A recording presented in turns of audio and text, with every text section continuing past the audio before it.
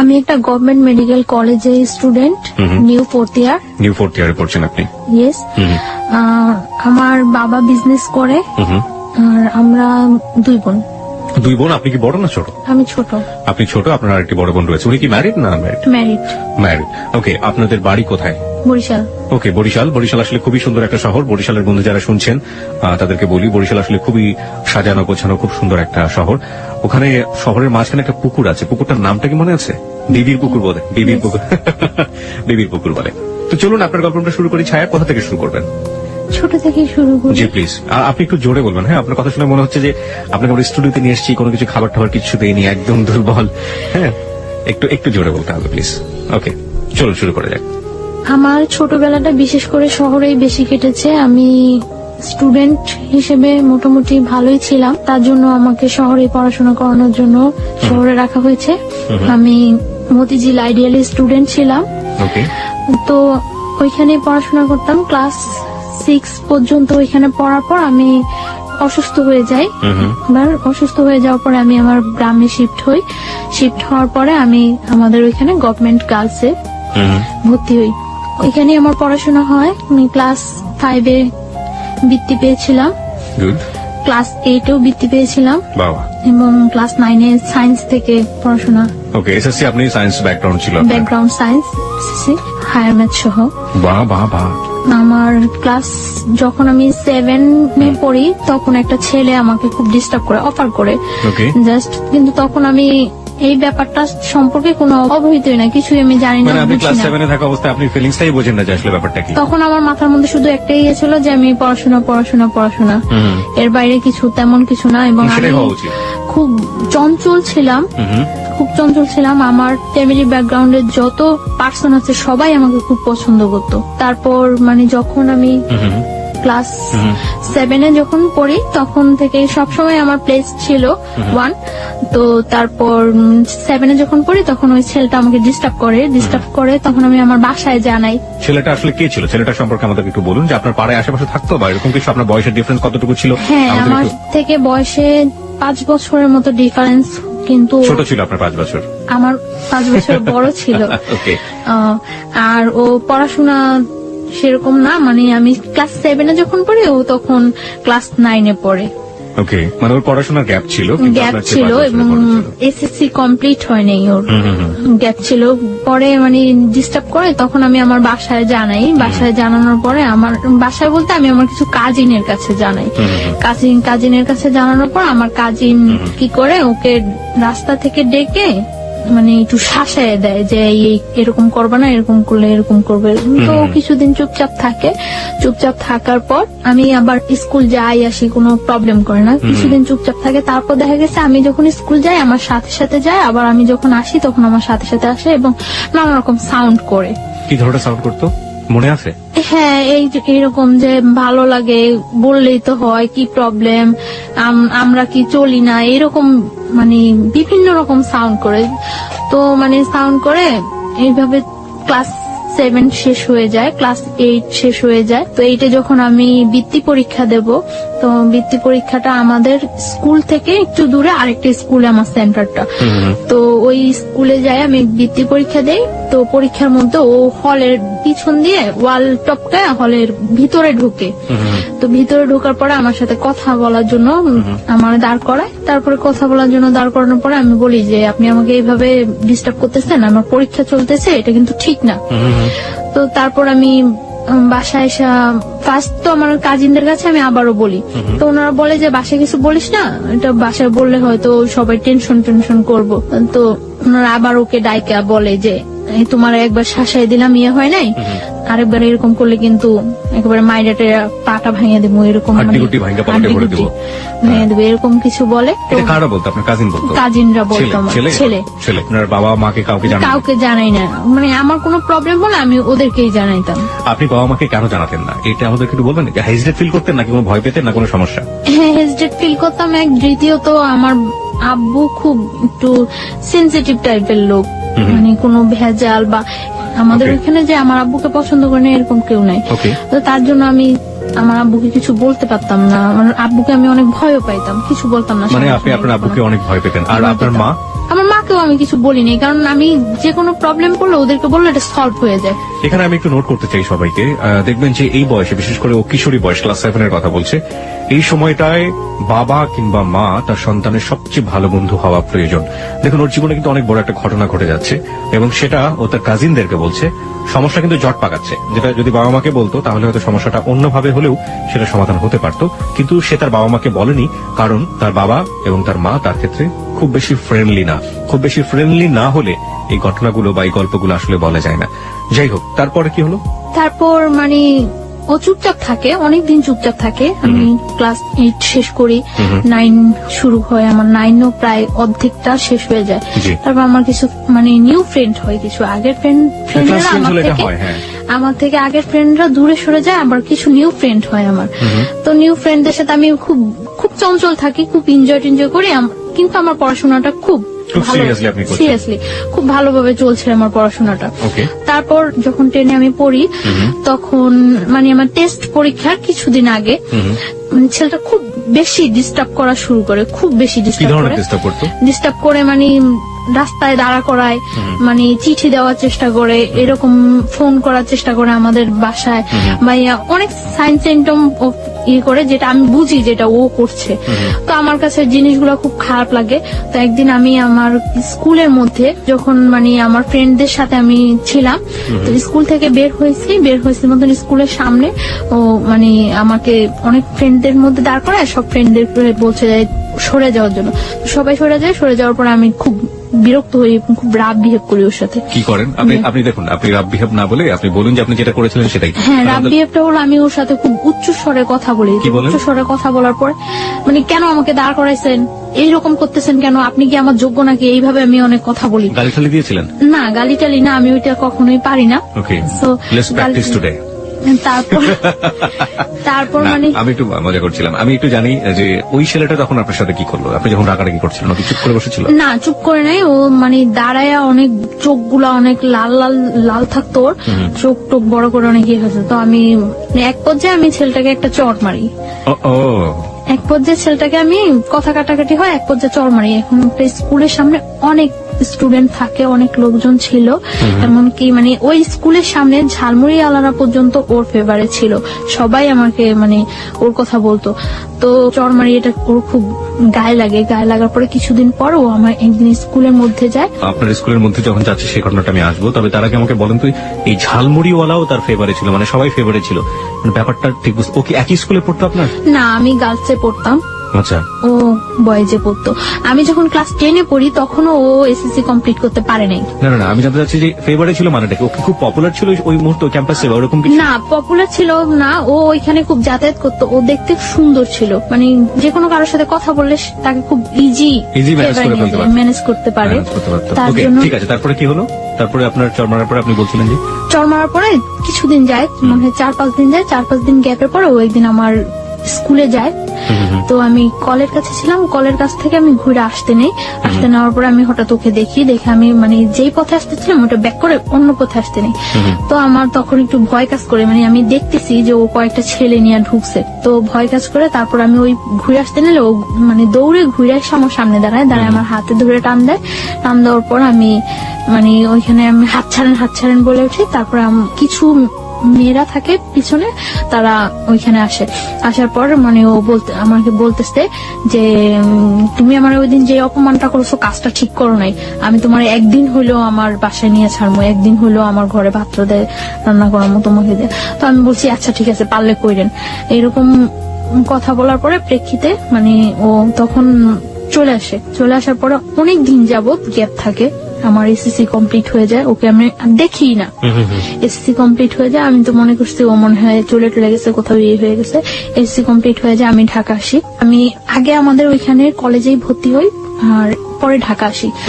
তখন ওই ইয়ারের সিস্টেম ছিল, মানে পয়েন্টেই ভর্তি করানোর জন্য ওই ইয়ার সিস্টেম হয়। তো আমি হোলি ক্রসে ভর্তি হই, ফার্মগেট হোলি ক্রসে ভর্তি হওয়ার পর আমি এখানে একেবারে শিফট হয়ে যাই ফার্মগেট হোস্টেলে। এখানে পড়াশোনা করে মাঝে মাঝে বাড়ি যাওয়া হয়, ঈদে বাড়ি যাওয়া হয়। এমনিতে ততটা বাড়ি যাওয়া হয় না, খুব ইয়ে থাকে আমার উপরে, খুব প্রেশার থাকে পড়াশোনার উপর যে আমার রেজাল্ট ভালো করতেই হবে। তো আমার চলছে, ভালোই পড়াশোনা চলছে। ইন্টার পরীক্ষা দেওয়ার পরে বাড়ি যাই অনেক দিন থাকি বাড়িতে, ওকে। যতদিন পর্যন্ত রেজাল্ট না হয় বাড়িতে থাকি। রেজাল্ট হওয়ার কিছুদিন আগে আমি ঢাকা আসি মেডিকেলের জন্য কোচিনে এডমিট হই। তো এখানে কোচিং টুচিং করার পরে মেডিকেল আমি এডমিশন দেই। মেডিকেলে এডমিশন দেওয়ার পরে আমার মেডিকেলে চান্স হয়। Okay. চান্স হওয়ার পরে ওইখানে ভর্তি টর্তি হওয়ার কিছুদিন পরে ক্যাম্পাস বন্ধ হওয়ার পরে আমি বাড়ি যাই। ফার্স্টলি বাড়ি যাওয়ার পরে আমি আমার ওই ফ্রেন্ডের সাথে এমনি কন্ট্যাক্ট হয়। এর মধ্যে একটা ফ্রেন্ড ঢাকায় এডমিট হয়েছে ইডেন কলেজে, তো ওর সাথে ভালো কন্ট্রাক্ট থাকে। তো বাড়ি যাওয়ার পরে সবার সাথে কন্ট্রাক্ট হয়। কন্ট্রাক্ট হওয়ার পর আমি আমরা ঠিক করি যে একদিন টিচারের সাথে দেখা করবো। আমরা বাড়িতে যে হায়ার ম্যাথ যে টিচারের কাছে করতাম, জি। ওই টিচারের কাছে দেখা করবো। ওই টিচার হলো বরিশাল মদনমোহন কলেজের টিচার। ঠিক আছে। মদনমোহন কলেজের টিচারের সাথে দেখা করব। তো ওই টিচারের কাছে দেখা করার জন্য আমরা যাই, সকালবেলা যাই। আমি ওই দিন আমি চলে আসবো ঢাকা, ওকে। তার জন্য আমি সকালবেলায় যাই যে আমার বিকালে ঢাকা চলে আসতে হবে। বরিশাল থেকে আসার ওয়েটা বিকালে। তো আমি সকালবেলা যাই, যাওয়ার পরে মানে অনেকক্ষণ হয়ে যায়, আমার ফ্রেন্ডরা কেউ আসে না। তারপর আমি ফোন করি সবাই, কি ব্যাপার তোমরা আসো না কেন? বলতেছে আমাদের তো আজকে পিকনিক, তো একটা কাজ করি আমরা সবাই রেডি হয়ে আসি দেখা টাকা করে চলে যাব। তো আমি বলতেছি আচ্ছা ঠিক আছে আসো, আমি কিছুক্ষণ ওয়েট করি। তারপর আসছে ওরা, আসার পরে ওরা বলতেছে আমাদের সাথে চল। আমি বলতেছি না, আমার তো আজকেই ঢাকা যেতে হবে, আর তাছাড়া আমি বাসায় বলে আসিনি, আমার আম্মু অনেক রাগ করবে, সবাই অনেক রাগ করবো। আমি বলে আসিনি, এটা কিছুতেই সম্ভব না যাওয়া। ওরা বলতেছে আচ্ছা আমরা তো তোর বাসার সামনে দিয়ে যাব, তুই আমাদের সাথে চল, তোকে শিফট করে দিয়ে চলে যাবো আমরা। তো আমি আচ্ছা ওকে ঠিক আছে। তো আমি একটা মাইক্রো, ওরা এই মাইক্রোটাতে করে আসছিল, আমি ওই মাইক্রোতে ওরা উঠে আমি পথ থেকে নেমে যাবো, তো আমি লাস্টে উঠি। ওঠার পরে আমি যখন মানে উঠে আমি নক করি, পরে ঘোরার পরে আমার আর কিছু মনে নেই। আচ্ছা আচ্ছা। এখানে যে কি হয়েছিল আমি কিছুই বলতে পারবো না, জাস্ট আমি একটা স্মাইলের মতো ফিল করছি। তারপর আমি আর কিছু মনে নেই, আমার সেন্স ছিল না। আমার যখন সেন্স আসে তখন সন্ধ্যার দিকে আমি ফিল করতেছি যে তখন সন্ধ্যা জাস্ট আজান হচ্ছে এরকম সময়, এবং তখন আমি দেখতেছি যে আমি মাওয়া ঘাট ওভার করেছি, just Postogola bridge, Dhaka Postogola bridge. কিন্তু আমি তখন মুখে কিছু বলতে পারছি না এবং কোনো কিছু, আমি জাস্ট একবার কি দুইবার চোখ খুলে আবার চোখ অফ হয়ে গেছে। তারপর আমি আর কিছু বলতে পারবো না। যখন আমার সেন্স আসছে রাত্রে, তখন প্রায় 2:30 কি 3টা বাজে মনে হয়, আমি ওইরকম মনে হচ্ছিল আমার কাছে 2:30 কি 3টা বাজে। তখন আমি যে জায়গা, ওই জায়গাটা টাঙ্গাইল, মানে আমি ব্যাক আসার সময় দেখেছি যে ওটা টাঙ্গাইল, কিন্তু তখন আমি জানি না ওটা যে টাঙ্গাইল। আমি একটা বাসায় আছি, ওই বাসায় অনেক লোকজন আছে, এবং আমি এর মধ্যে যখন আমি মাওয়াতে পোস্তকলা ব্রিজ, মাওয়া ঘাট যখন শেষ হলো, পোস্তকলা ব্রিজে যখন আমি চোখ খুললাম, তখন আমি দেখছি যে আমার পাশে ওই ছেলেটা বসা, সামনে আরেকটা ছেলে বসা, মাইক্রোতে 2টা ছেলে, আর আমি সামনে যে ছেলেটা বসা, ওই ছেলেটাকে আমি কখনোই দেখি নাই, আর আমার সাথে পরিচিত না ছেলেটা। আপনি কি মাইক্রোতে তখন? তখন আপনি মাইক্রোর ভিতরে? তখন আমি এর মধ্যে যে 2বার চোখ খুললাম, তখন আমি দেখতে পেয়েছি যে আমার সামনে ছেলেটা ড্রাইভারের পাশে বসা, যাকে আমি কখনোই দেখিনি এর আগে, আর আমার পাশে ওই ছেলেটা। এবং তারপর তো রাত্রে আমি যেই বাসায়, যখন আমার সেন্স আসে তখন আমি ওই বাসায়, এবং আমি দেখি যে আমার চারপাশে অনেক লোকজন, ওই বাসার অনেক মেম্বার, বাট আমি তাদের কাউকে তো কখনোই দেখিনি, চিনিও না। তারপর আমি জিজ্ঞাসা করলাম যে আমি এখানে কেন আসছি এবং কিভাবে। তারপর বললো যে তুমি এখানে কোনো শব্দ করবে না, সাউন্ড করবে না, এখানে যদি কোনো সাউন্ড করো তোমারই কিন্তু প্রবলেম হবে, তো এখানে কোনো সাউন্ড টাউন্ড করবে না, চুপচাপ শুয়ে থাকো। তারপর বললাম যে কেন আমি চুপচাপ শুয়ে থাকবো, আমি এইখানে আসলাম কিভাবে, আমি তো এখানে আসলাম না, আমার তো আজকে ঢাকা যাওয়ার কথা। তারপর বলতেছে তুমি ঢাকায় আসো, প্রবলেম নাই। ওই বাসায় একটা মহিলা বলতেছে আমাকে, তুমি ঢাকায় আসো, প্রবলেম নাই, চুপচাপ শুয়ে থাকো, আমরা কিন্তু লোক বেশি ভালো না, বেশি সাউন্ড করবা একেবারে জবাই করে দেবো। আমি তারপর চুপচাপ শুয়েছিলাম।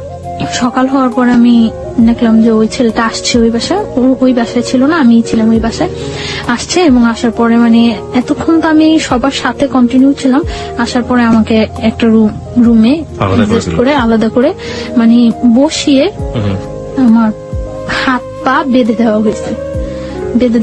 বেঁধে তারপরে ও বলতেছে, এবার বুঝছো আমার সাথে খারাপ ব্যবহার করার কি ফল, আমি তো তোমার আগেই বলছিলাম যে আমার সাথে রাফ বিহেভ করে কিছু করতে পারবো না, আমার সাথে খারাপ ব্যবহার করার ফল বুঝছো। আমি বলছি যে আপনি কেন নিয়ে আসছেন আমাকে এখানে? পরে বলতেছে দেখো আমি তোমার নিয়ে আসছি, আমি তোমার কোনো ক্ষতি করবো না, তুমি আমাকে বিয়ে করো, সবকিছু ঠিক হয়ে যাবে, তুমি বিয়ের কন্ডিশনে তুমি যেটা বলবো সেটাই ওকে। পরে আমি বলছি কেন আমি আপনাকে বিয়ে করব, আমি তো আপনাকে বিয়ে করার প্রশ্নই জাগে না। আপনি নিজের অবস্থানটা আর আমার অবস্থানটা চিন্তা করেন। আমি একটা মেডিকেল স্টুডেন্ট আর আপনি একটা যে কোনো ওয়েই নেই আমার সাথে আপনার বিয়ে হওয়ার মতো। আমি কেন আপনাকে বিয়ে করবো? আপনি যে আমাকে এখানে তুলে নিয়ে আসছেন, এটা যদি কেউ জানে আপনার যে কি অবস্থা হবে একবার চিন্তা করছেন? পরে বলতেছে আমি তো তোমাকে তুলে নিয়ে আসছি, এটা তো কেউ জীবনে জানবো না, সবাই তো জানে তুমি আমার সাথে পালায় চলে আসছো। আমি বলছি হোয়াট, আমি আপনার সাথে পালায় আসছি মানে?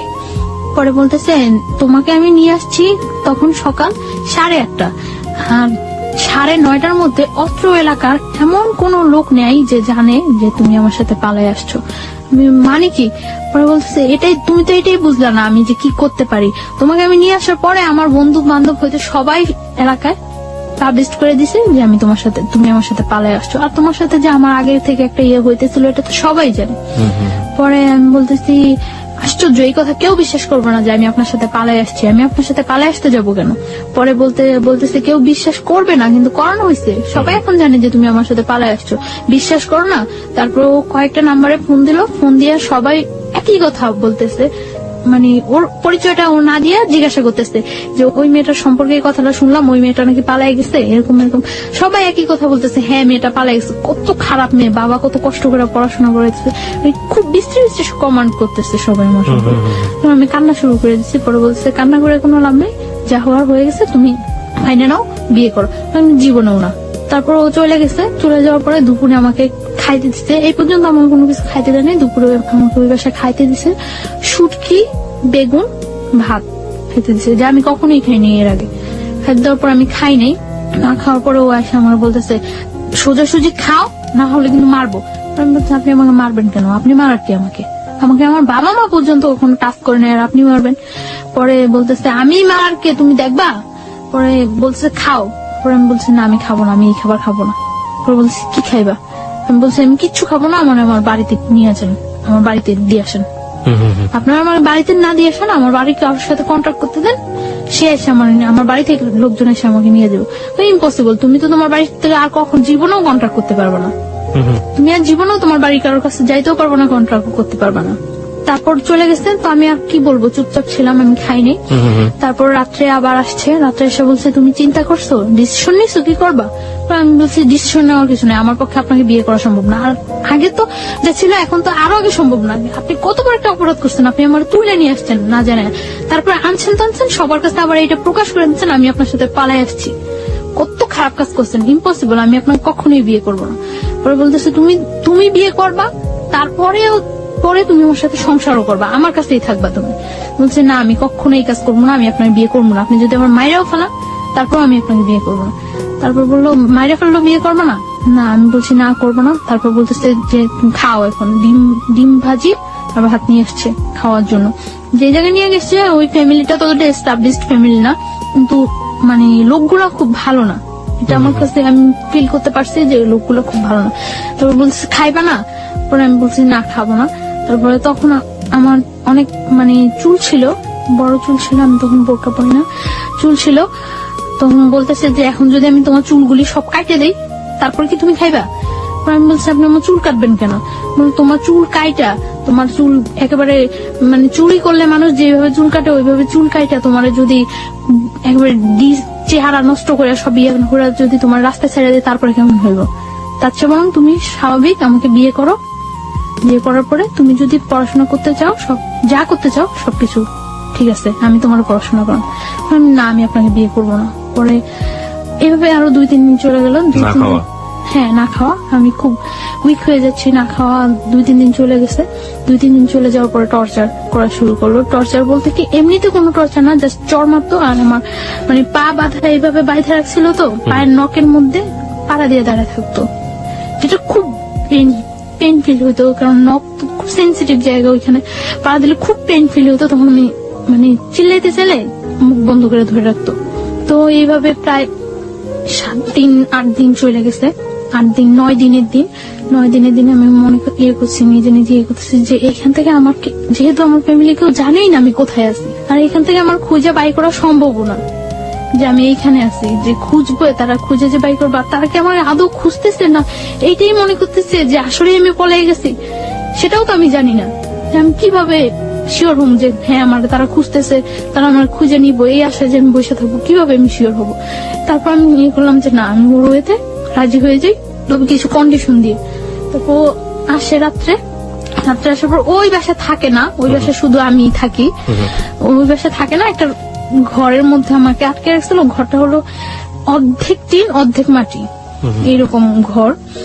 তো আমি তারপর আসার পরে আমি বলছি আচ্ছা ঠিক আছে, আমি আপনার বিয়ে করতে রাজি, তবে সত্য আছে। সত্য সত্য হলো আমার পড়াশোনা শেষ না হওয়া পর্যন্ত আমি আপনার সাথে কোনো রিলেশনে যেতে পারবো না। যেহেতু আমার ক্যারিয়ার আছে, আমি মেডিকেল স্টুডেন্ট, আমার এত কষ্ট করে যেহেতু আমি এতটুকু আসছি, আমার ইয়াটা শেষ হোক, সেটা আপনার জন্য বেটার হবে, আমার জন্য বেটার হবে। যেহেতু আপনিও ততটা এস্টাবলিশড না, তখনও একটা চাকরি করতো নাকি, ওই যে অনেকদিন আগে চলে আসছে দেশ থেকে, আসে ঢাকা একটা চাকরি করতো। তো বললো যে এটা কি, এই কথা কি থাকবো? আমি বলতেছি হ্যাঁ এই কথা থাকবো, আমি পড়াশোনা করা পর্যন্ত আমাকে আপনি কোনো ডিস্টার্ব করবেন না, আমি তো বিয়ে তো করছি না। আর তারপরে বলতেছে ওকে। আপনি আসলে ডিস্টার্ব না করা বা রিলেশন বলতে আসলে কি বোঝালেন? যে ফিজিক্যাল রিলেশনের কথা? ফিজিক্যাল বা মেন্টালি বা ওর পরিবারে নিয়ে যাওয়া, সংসার, হ্যাঁ। মানে সবকিছু থেকে যাতে অ্যাভয়েড করতে পারি সবকিছু। আমি ওকে বললাম যে দেখেন, আপনি তো খুব ভালো করে জানেন যে আমি মেডিকেলে পড়াশোনা করি, আমার রেজাল্ট কি বা আমার ক্যারিয়ারটা কেমন হতে পারে। আর আমার ক্যারিয়ার, আমি যদি আপনাকে বিয়ে করি তাহলে তো আপনার ক্যারিয়ার, আমার ক্যারিয়ারের সাথে আপনিও তো জড়িয়ে গেছেন, তাহলে আমার একটা ভালো ক্যারিয়ার হলে সেটা আপনার জন্য ভালো হবে। তো আপনি আমাকে কয়েকটা বছর সময় দেন, আমার ইয়েটা শেষ হোক, পড়াশোনাটা শেষ হোক, তারপরে আমি আপনার সব ওয়ে মেনে নেব। সেই পর্যন্ত আপনি আমাকে কোন রকম জোড়াজুড়ি বা কোন রকম ইয়ে করতে পারবেন না। পরে বলতেছে আচ্ছা ঠিক আছে। তারপর মানে ওই দিন রাত্রে চলে যায়, সকালে ও একজন লোক নিয়ে আসে।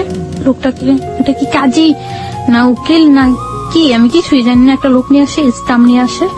স্টাম্পের মধ্যে ওই লোকটা আমার একটা ছবি তোলে আর ওর একটা ছবি তোলে, দুইটা ছবি পাশাপাশি রেখে পিন আপ করে দেয়।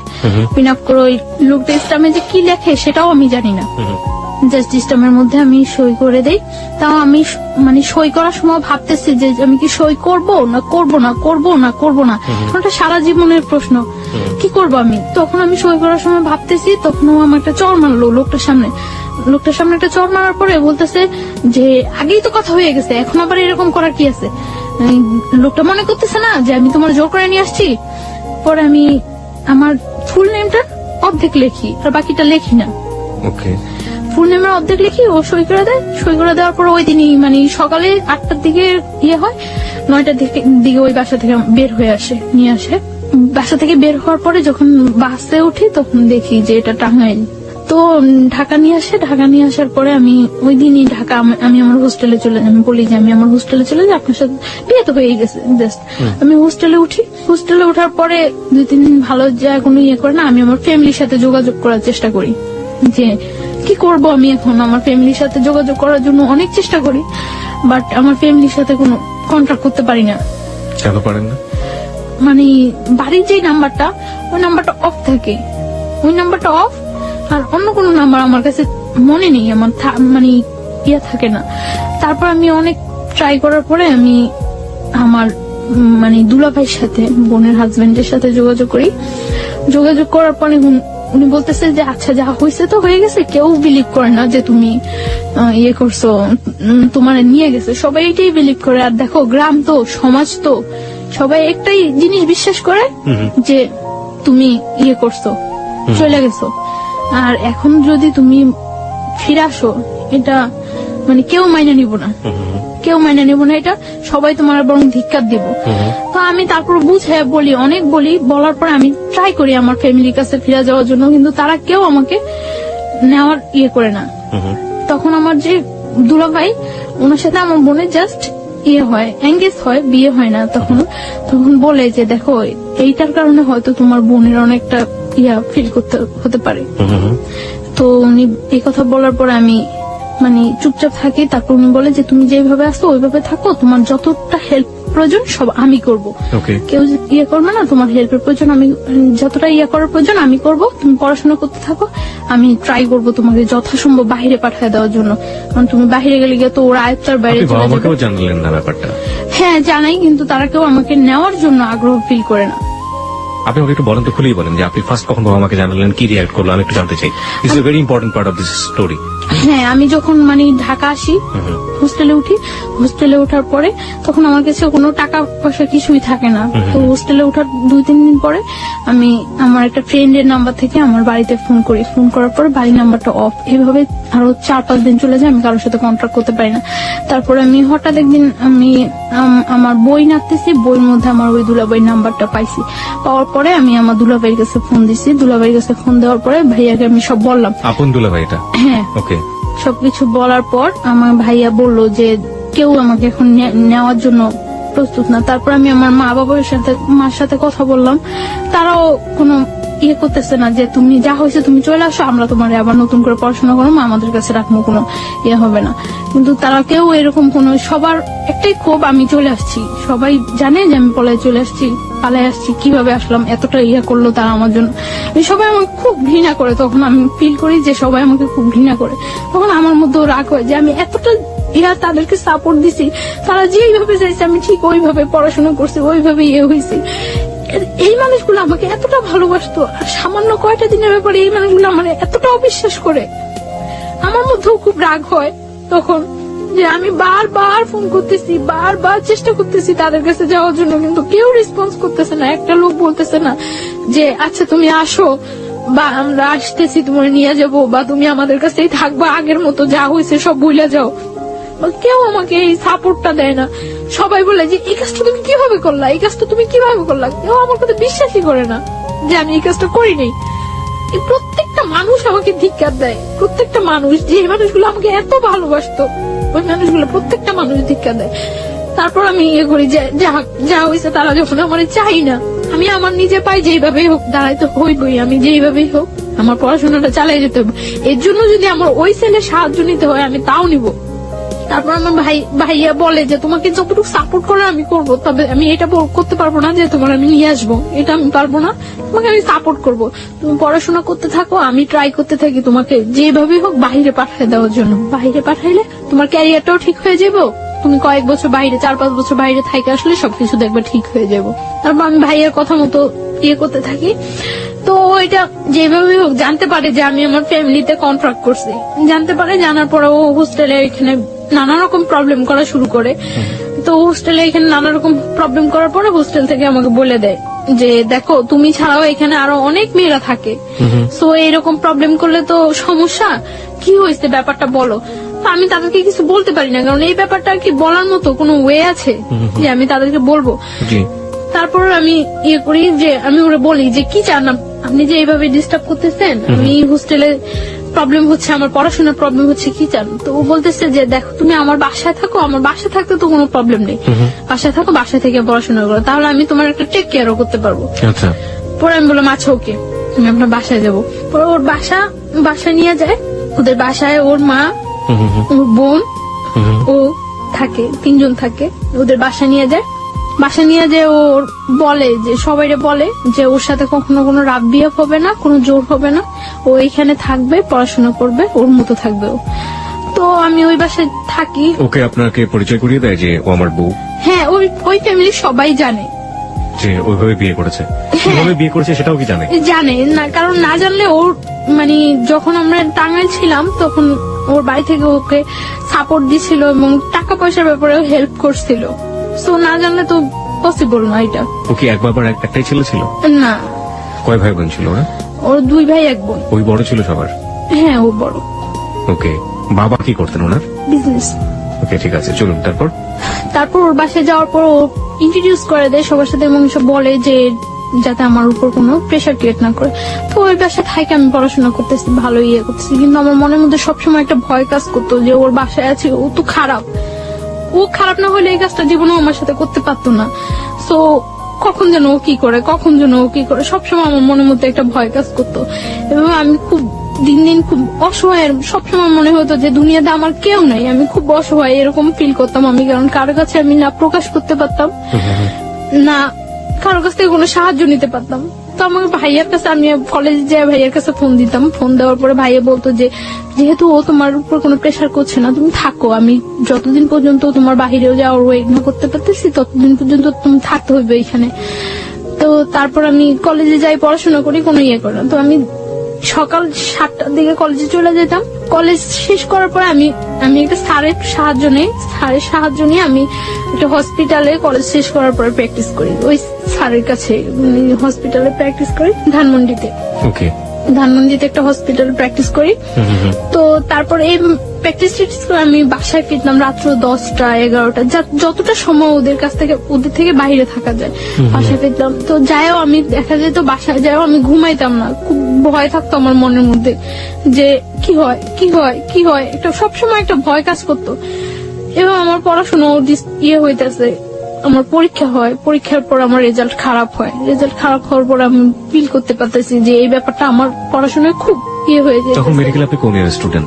ফার্স্ট ইয়ার দিচ্ছেন আপনি, মানে ফার্স্ট ইয়ার ফাইনাল দিচ্ছেন? ফার্স্ট ইয়ার ফাইনাল দিচ্ছি। তো তারপর আমি ইয়ে করি যে এইভাবে তো চলতে পারে না, এইভাবে কিভাবে আমার যেভাবেই হোক ওদের সাথে আমার মানায় যাইতেই হইবে, যেভাবেই হোক এইভাবে আমার পড়াশোনার ক্ষতি হইতেছে। তো রেজাল্ট খারাপ হয়, তারপর আমি আবার ভালো করে পড়াশোনা করা শুরু করি। আমি সারাদিন বাইরে থাকলেও সারা রাত জেগে পড়াশোনা করি, তা আমার শরীর খুব ইয়ে হয়ে যেতেছে। ওই ছেলেটা কি করতো এই সময়টাতে আপনার? ও একটা জব করতো। না, আপনার সাথে কি ধরনের আচরণ করতো? না, আমার সাথে ও সবসময় ভালো আচরণ করতো, কিন্তু ও শুধু একটা চাইতো যে আমি ওর কাছ থেকে কোনো হেল্প নিতাম না, টাকা পয়সা কোনো। ও আমার প্রায় সময় এটা জিজ্ঞাসা করতো যে আমি এটা কিভাবে ইয়ে করি, কিন্তু এটা তো আমার ভাই আমার সুন্দরবন কুরিয়ার সার্ভিসে আমার জন্য সবসময় টাকা পাঠিয়ে দিত। আমি বললেই হতো যে ভাই আমার টাকা লাগবে, এটা লাগবে। আপনার দুলাভাইটা পাঠিয়ে দিত? হ্যাঁ, দুলাভাই পাঠিয়ে দিত। তো এর মধ্যে আমি পাসপোর্ট করে সবকিছু আমার জমা দেওয়া হয়ে গেছে।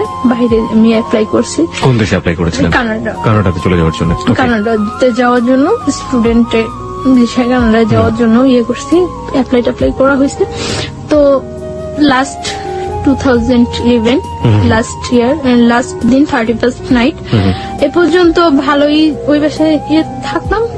এই সময়টাতে আপনার যেহেতু উনি অবৈধভাবে হোক বৈধভাবে হোক যেভাবে হোক জোর করেই হোক উনি আপনার হাজবেন্ড হয়ে গিয়েছেন, সুতরাং হাজবেন্ড তার ওয়াইফের কাছে একটা সম্পর্ক দাবি করতেই পারেন। এই সময়টা থেকে কোনো ধরনের কোনো ইন্টিমেসি আপনাদের? কখনোই আমার উপরে এরকম কিছু করতো না, কোনো ফিজিক্যাল কোনো ইন্টিমেসি? ফিজিক্যাল বা আমি কোথায় যাই কেন যাই কোনো ইন্টারফেয়ার, শুধু ওর হতো যে ওর বাসায় থাকতে হবে, এইটাই।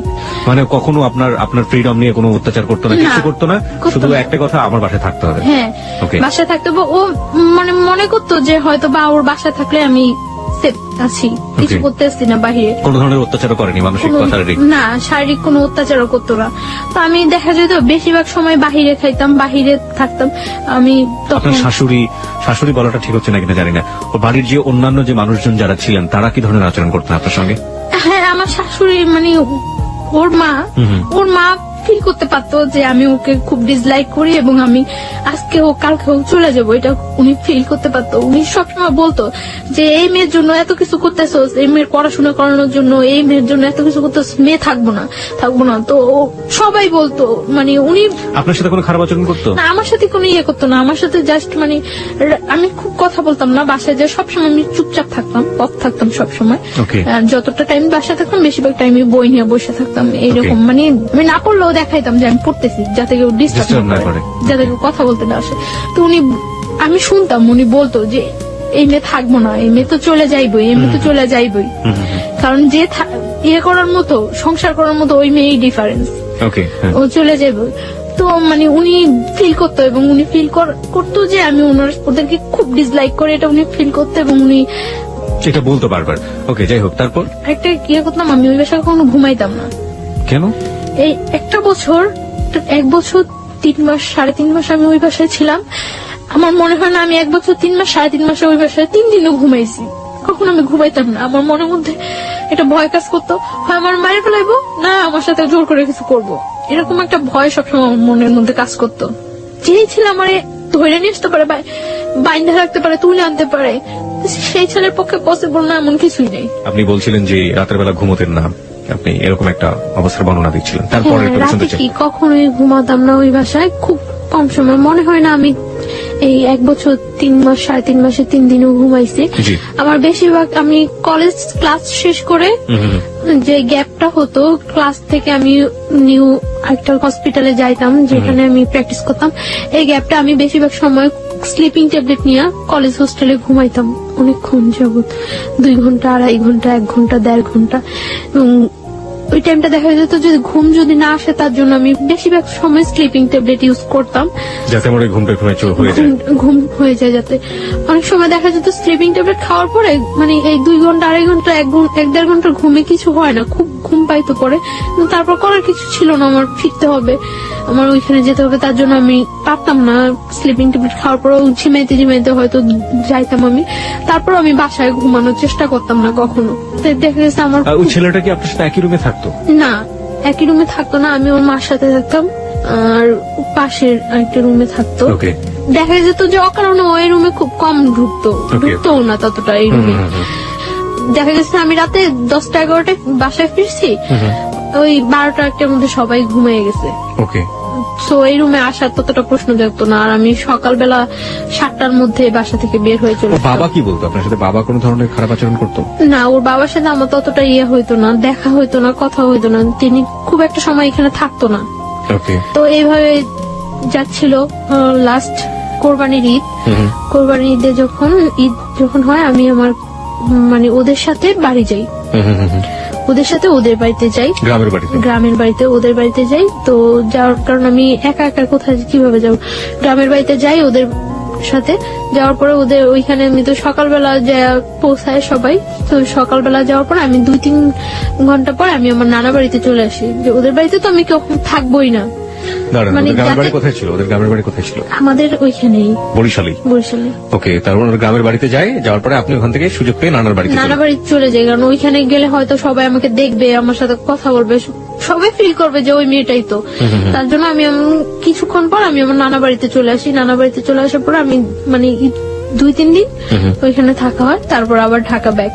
আসার পরে মানে ঢাকা আসার পরে আমি একদিনকে আমি সন্ধ্যার পরে আমি বাসায় ফিরতেছি, 8টা কি 8:30 বাজে আমি বাসায় ফিরতেছি। বাসায় ফেরার সময় একটা ছেলে ভ্যানের উপর বসা থাকে, কয়েকটা ছেলে, ওইখান থেকে একটা ছেলে কমেন্ট করে যে মনে হয় বাড়িতে গেছিল, কয়েকদিন যাবো তো দেখি নাই, বাড়ি থেকে আসছে। তো আমি তখন মনে করলাম যে এই ছেলেটা মনে হয় আমার ফলো করছে এর আগে, যেহেতু আমি বাড়ি থেকে আসার পরে এই কথা বলতেছে। তো আমি বাসায় চলে যাই। তো এর আগে ওই ছেলেটার ফেসটা আমার কাছে একেবারে অপরিচিত, ওই দিনই ফার্স্ট আমি ফেসটা দেখি, এবং ফেসটা দেখার পরে দেখা গেছে যে 2-1 দিনের মধ্যে ওর সাথে আমার দেখা হয়। বিশেষ করে আমি রাতে বাসায় ফেরার সময়, সকালে যখন আমি যাই 7টার দিকে তখন ওরকম কেউ থাকে না। তো রাতে ফেরার সময় দেখা গেছে 2-1 দিন পর ওর সাথে আমার দেখা হয়, এবং কন্টিনিউ তখন আমাকে কমেন্টস করতে থাকে। তো এর আগে আমি যখন পড়াশোনা করি, পড়াশোনা অবস্থা অনেক অফার হয়, কিন্তু কখনো আমার কাছে ওইগুলা রেসপন্স হয় না এবং খুব খারাপ লাগে, কিন্তু ওর কমেন্টসটা কেন যেন আমার ভালো লাগছিল। তো তখন তো আমি একেবারে সম্পূর্ণ একা, কোনো ফ্রেন্ডদের সাথেও ততটা মিশতে পারি না, করতে পারি না, দেখা গেছে খুব ডিজার্ট থাকি। তো ওর কমেন্টস গুলো ভালো লাগার পরে ও কমেন্টস করতে আমি কিছু বলতাম না, আমি শুধু হাসতাম। এরকম কিছুদিন কমেন্টস করার পরে একদিন সকালবেলা, আমি ওই দিন শুক্রবার, আমি ওই দিন কলেজ আসিনি, তো সকালবেলা 11টার দিকে আমি বাসা থেকে বের হয়েছি।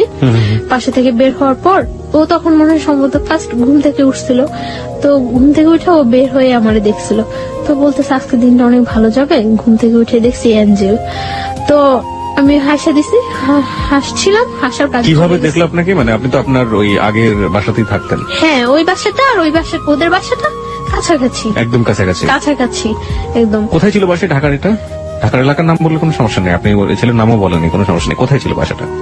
ওর নামটা বলি আমি, ওর নামটা রুমেল। মানে যে ছেলে আপনাকে জোর করে বিয়ে করেছে? না, মানে সেকেন্ড ওয়ান, যার সাথে পরিচয় হচ্ছে। আর বাসাটা কোথায় ছিল ঢাকার? আপনি বাসাটা বলতে যাচ্ছেন না? ওকে, ঠিক আছে, যান। তারপর? কারণ ওই এলাকাটার সবাই প্রায় কম বেশি ঘটনাটা জানে এবং আপনাকে সবাই চেনে। ওকে, ঠিক আছে। আমি এখানে একটু শ্রোতারা অনেক খেপে যাবেন আপনার উপরে, আমি একটু শ্রোতাদেরকে অ্যাড্রেস করতে চাই। দেখুন, আপনারা যারা বলছেন যে আপনারা ওর বাসার নামটা জানতে চান, ও কোথায় থাকে সবকিছু জানতে চান, এই প্রশ্নগুলো আমি ওকে করেছি, এবং তারপরও যারা ক্ষিপ্ত হয়ে যাচ্ছেন ওর উপর, তাদের উদ্দেশ্যে আমি একটু বিনয়ের সাথে বলতে চাই, ওর বাসার অ্যাড্রেসটা জেনে বা যে ঘটনাটা যেখানে ঘটেছে এটা জেনে আপনি কি বা করবেন বলুন। আপনার এখানে বলতে চাচ্ছি না এই কারণে যে আমি তো সম্পর্কটা থেকে এখনো বিচ্ছিন্ন না। এক্স্যাক্টলি, আমরা গল্পের শেষ পর্যন্ত যাবো, সেটা আপনি আগে থেকে কিছু বলে দিন না। আমরা একটা জিনিস বলি আপনাকে, সেটা হচ্ছে তাদেরকে বলবো যে প্লিজ আমরা গল্পটা থেকে সবাই যে জিনিসটা নেবার চেষ্টা করবো সেটা হচ্ছে মোরাল লেসনটা আসলে কি, ভুলটা আসলে কারা কারা করেছে, কোন কোন জায়গাগুলোতে ভুল হয়েছে, বাসার ঠিকানা জেনে কিংবা ওর পার্সোনাল লাইফ সম্পর্কে আরো বেশি কিছু জেনে, ও কোথায় থাকে সেটা জেনে আসলে ওর কতটুকু কি ওর আমরা করতে পারবো। হ্যাঁ, সেই হেল্পের জায়গাটা যদি কিছু থেকে থাকে, করার থাকে, তাহলে ও যতটুকু বলবে ততটুকুই আসলে এনাফ। আমরা ওই শ্রদ্ধার জায়গাটুকু যিনি গেস্ট হয়ে আসেন, অতিথি হয়ে আসেন, তার প্রতি যেন বজায় রাখি। জি প্লিজ, তারপরে বলুন। তারপর আমি মানে যে কাজে বাসা থেকে বের হয়েছি ওই কাজে চলে যাই। তো চলে যাওয়ার পর এইভাবে চলতে থাকে কিছুদিন। তো 31st নাইট আমি সন্ধ্যার পরে বাসায় ফিরছি। তো আমি কিছু চকলেট কিনি। তো চকলেটের দোকানে যাওয়ার আগেই ও বলতেছে যে আজকেই বলে দেব নাকি সামনের বছর পর্যন্ত ওয়েট করব। তো ও বলতেছে, তখন আমি চকলেট কিনে আসার সময় ওর হাতে ওর একটা চকলেট মানে দূর থেকে এভাবে ধরে দিছি, দিয়ে বলতেছি যে কারোর জন্য কি কখনো কিছু ওয়েট করে, সবকিছু সময় মতোই বলতে হয়। আর এই যে একটা বছর গেছে গিয়ে, এরকম একটা বছরের মতো একটা জীবনও চলে যেতে পারে। সো কারোর জন্য কখনো কিছু ওয়েট করানো উচিত না। যেটা আমার বলার বা যেটা আমার করার সেটা জাস্ট টাইমেই করা উচিত। তো ওই কথাটা বলার পর আমি এই কথাটা বললাম, আমি সাথে সাথে কিছু না বলে সাথে সাথে চলে আসতেছি। ও আমার পিছনে আসতেছে। তো আসে আমার বাসার গলির মধ্যে, মানে যে বাসা আমি যাবো ওই বাসার গলির মধ্যে ও বললো যে জাস্ট 1 মিনিট একটু দাঁড়ান। তো আমি দাঁড়াইলাম, দাঁড়ানোর পরে বলতেছে আপনার নামটা জানতে পারি? তো আমি আমার নামটা বললাম। বলার পর ও বলতেছে যে আপনার ফোন নাম্বারটা জানতে পারি? সরি, আমার ফোন নাম্বারটা তো দেওয়া যাবে না। পরে বলতেছে যে এই চকলেটটা নিয়ে যান, আজকে যদি আপনার ফোন নাম্বারটা আমাকে দিতেন সেটাই আমার জন্য বড় গিফট হতো। তো আমি বললাম যে আমি চকলেটটা নিয়ে যে আপনি ব্যাগ দিলে নিয়ে যেতে পারি, বাট আমি আমার ফোন নাম্বারটা দিতে পারবো না। তো বলতেছে দিবেন না? আমি বলতেছি না, ফোন নাম্বারটা দেবো না। পরে বলতেছে চকলেটটা দিয়ে দিবেন? পরে বলতেছে না, চকলেটটা নিয়ে চলে গেছে। চলে যাওয়ার পর তো 1st জানুয়ারি ওর সাথে আমার দেখা হয় নাই। তো 2nd 3rd জানুয়ারিতে ওর সাথে আবার আমার সাথে দেখা হয়েছে। দেখা হওয়ার পরে দেখা গেছে ও আমি যেই টাইমটা বাসা ফিরি ঠিক ওই টাইমটা স্পেসিফিক ধরে রাখে এবং ওই টাইমটা আমার সাথে কথা বলে। প্রত্যেকদিন যাওয়ার সময় কথা বলে, ও বলে আমিও বলি। মানে ও যেটা বলে আমি ওটা রিপিট অ্যান্সার করি। তো একটা কাগজের মধ্যে 6 জানুয়ারি দিন ও একটা কাগজের মধ্যে ওর ফোন নাম্বারটা লিখে আমাকে দেওয়ার জন্য যায়। তো আমি বলি যে আপনার ফোন নাম্বারটা দিয়ে লাভ নাই, আমি আপনাকে কখনো ফোন করবো না। তো বলে যে তাহলে আপনার ফোন নাম্বারটা প্লিজ দেন। তো আমি নাম্বারটা দেই। দেওয়ার পর আমি বাসায় ঢুকতে না ঢুকতে ফোন করার পর বলতেছে যে আমি ওর নাম জিজ্ঞাসা করি। নাম জিজ্ঞাসা করে ওর নাম বলার পরে ও আমারে বলতেছে আপনি কি নার্স? বলতেছি না, সরি আমি নার্স না। মানে আমার অ্যাপ্রনটা দেখে পরে বলতেছে নার্স না, তাহলে কি আপনি? পরে আমি বলতেছি যে আমি পড়াশোনা করি মেডিকেলে। বলতেছে কোন মেডিকেলে পড়ে? তো আমি বলতেছি যে আমি ওই মেডিকেলে পড়ি। তো আমি ওরা জিজ্ঞাসা করতেছি যে আপনি কি করেন? আমি বলতেছি যে আমি পড়াশোনা করি। আমি কোথায় পড়ি? বুয়েটে পড়ি। ওকে। তো আমি মনে করলাম বুয়েটে পড়ে, কথা বলি। ওর কথাগুলো খুব মানে ইনোসেন্ট লাগতো। মনে হয়তো যে খুব মারপ্যাচ নেই, খুব ইজি কথা বলে। তো আমি কথা বলছি। 1st দিন কথা বলার পরে ও 2nd দিন আমাকে অফার করলো আপনি আমার সাথে বিয়েতে যাবেন। তো আমি বললাম যে আচ্ছা যাবো। মনে এরকম শীতকাল, জানুয়ারি তো শীতকাল। তো বলতেছে যে আচ্ছা ঠিক আছে, আমি যাওয়ার সময় আপনাকে ফোন দিলে আপনি বের হইন। তো আমি মনে করছি যে মনে এমনিতেই ফান করতেছে। তো কিছুক্ষণ পর আবার ফোন দিয়ে বলতেছে না আপনাকে তো নিয়ে যাওয়া যাবে না, নিয়ে গেলে অনেক ছেলেরা ওইখানে থাকবো, জিজ্ঞাসা করবো এটা কে। তখন আমি কি বলবো? তখন আমি হাসি যে নিজেই বললো আবার নিজেই এই কথা বলতেছে। আপনি ইয়েস বলেছিলেন কোন সাহসে? কারণ আপনি তো এমন একটা বাসায় থাকেন যেখান থেকে না আমি যাব না সেটা আমি শিওর ছিলাম যে আমি যাবো না। আমি বুঝছিলাম কারণ ওর কথাগুলো বললাম না খুব ইনোসেন্ট, সাহসের খুব অভাব ছিল ওর মধ্যে। সাহসের খুব অভাব। তো ও তখন আমি হাসার পরে আমি বলতেছি আচ্ছা ঠিক আছে আপনি যান, আমি এমনিতেও যাব না।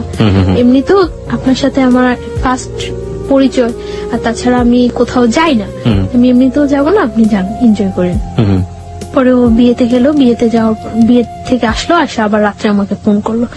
ফোন করার পর আমি ওর সাথে 1 মিনিট 2 মিনিট কথা বলি। তো এইভাবে 3-4 দিন কথা বলার পর জাস্ট রাত্রে যখন 12টা, 12:15, 1টা বাজে, তখন ও আমার সাথে কথা বলে 2 মিনিট, 1 মিনিট, 3 মিনিট এরকম কথা বলে এবং খুব একটা অস্থির একটা ভাব প্রকাশ করে।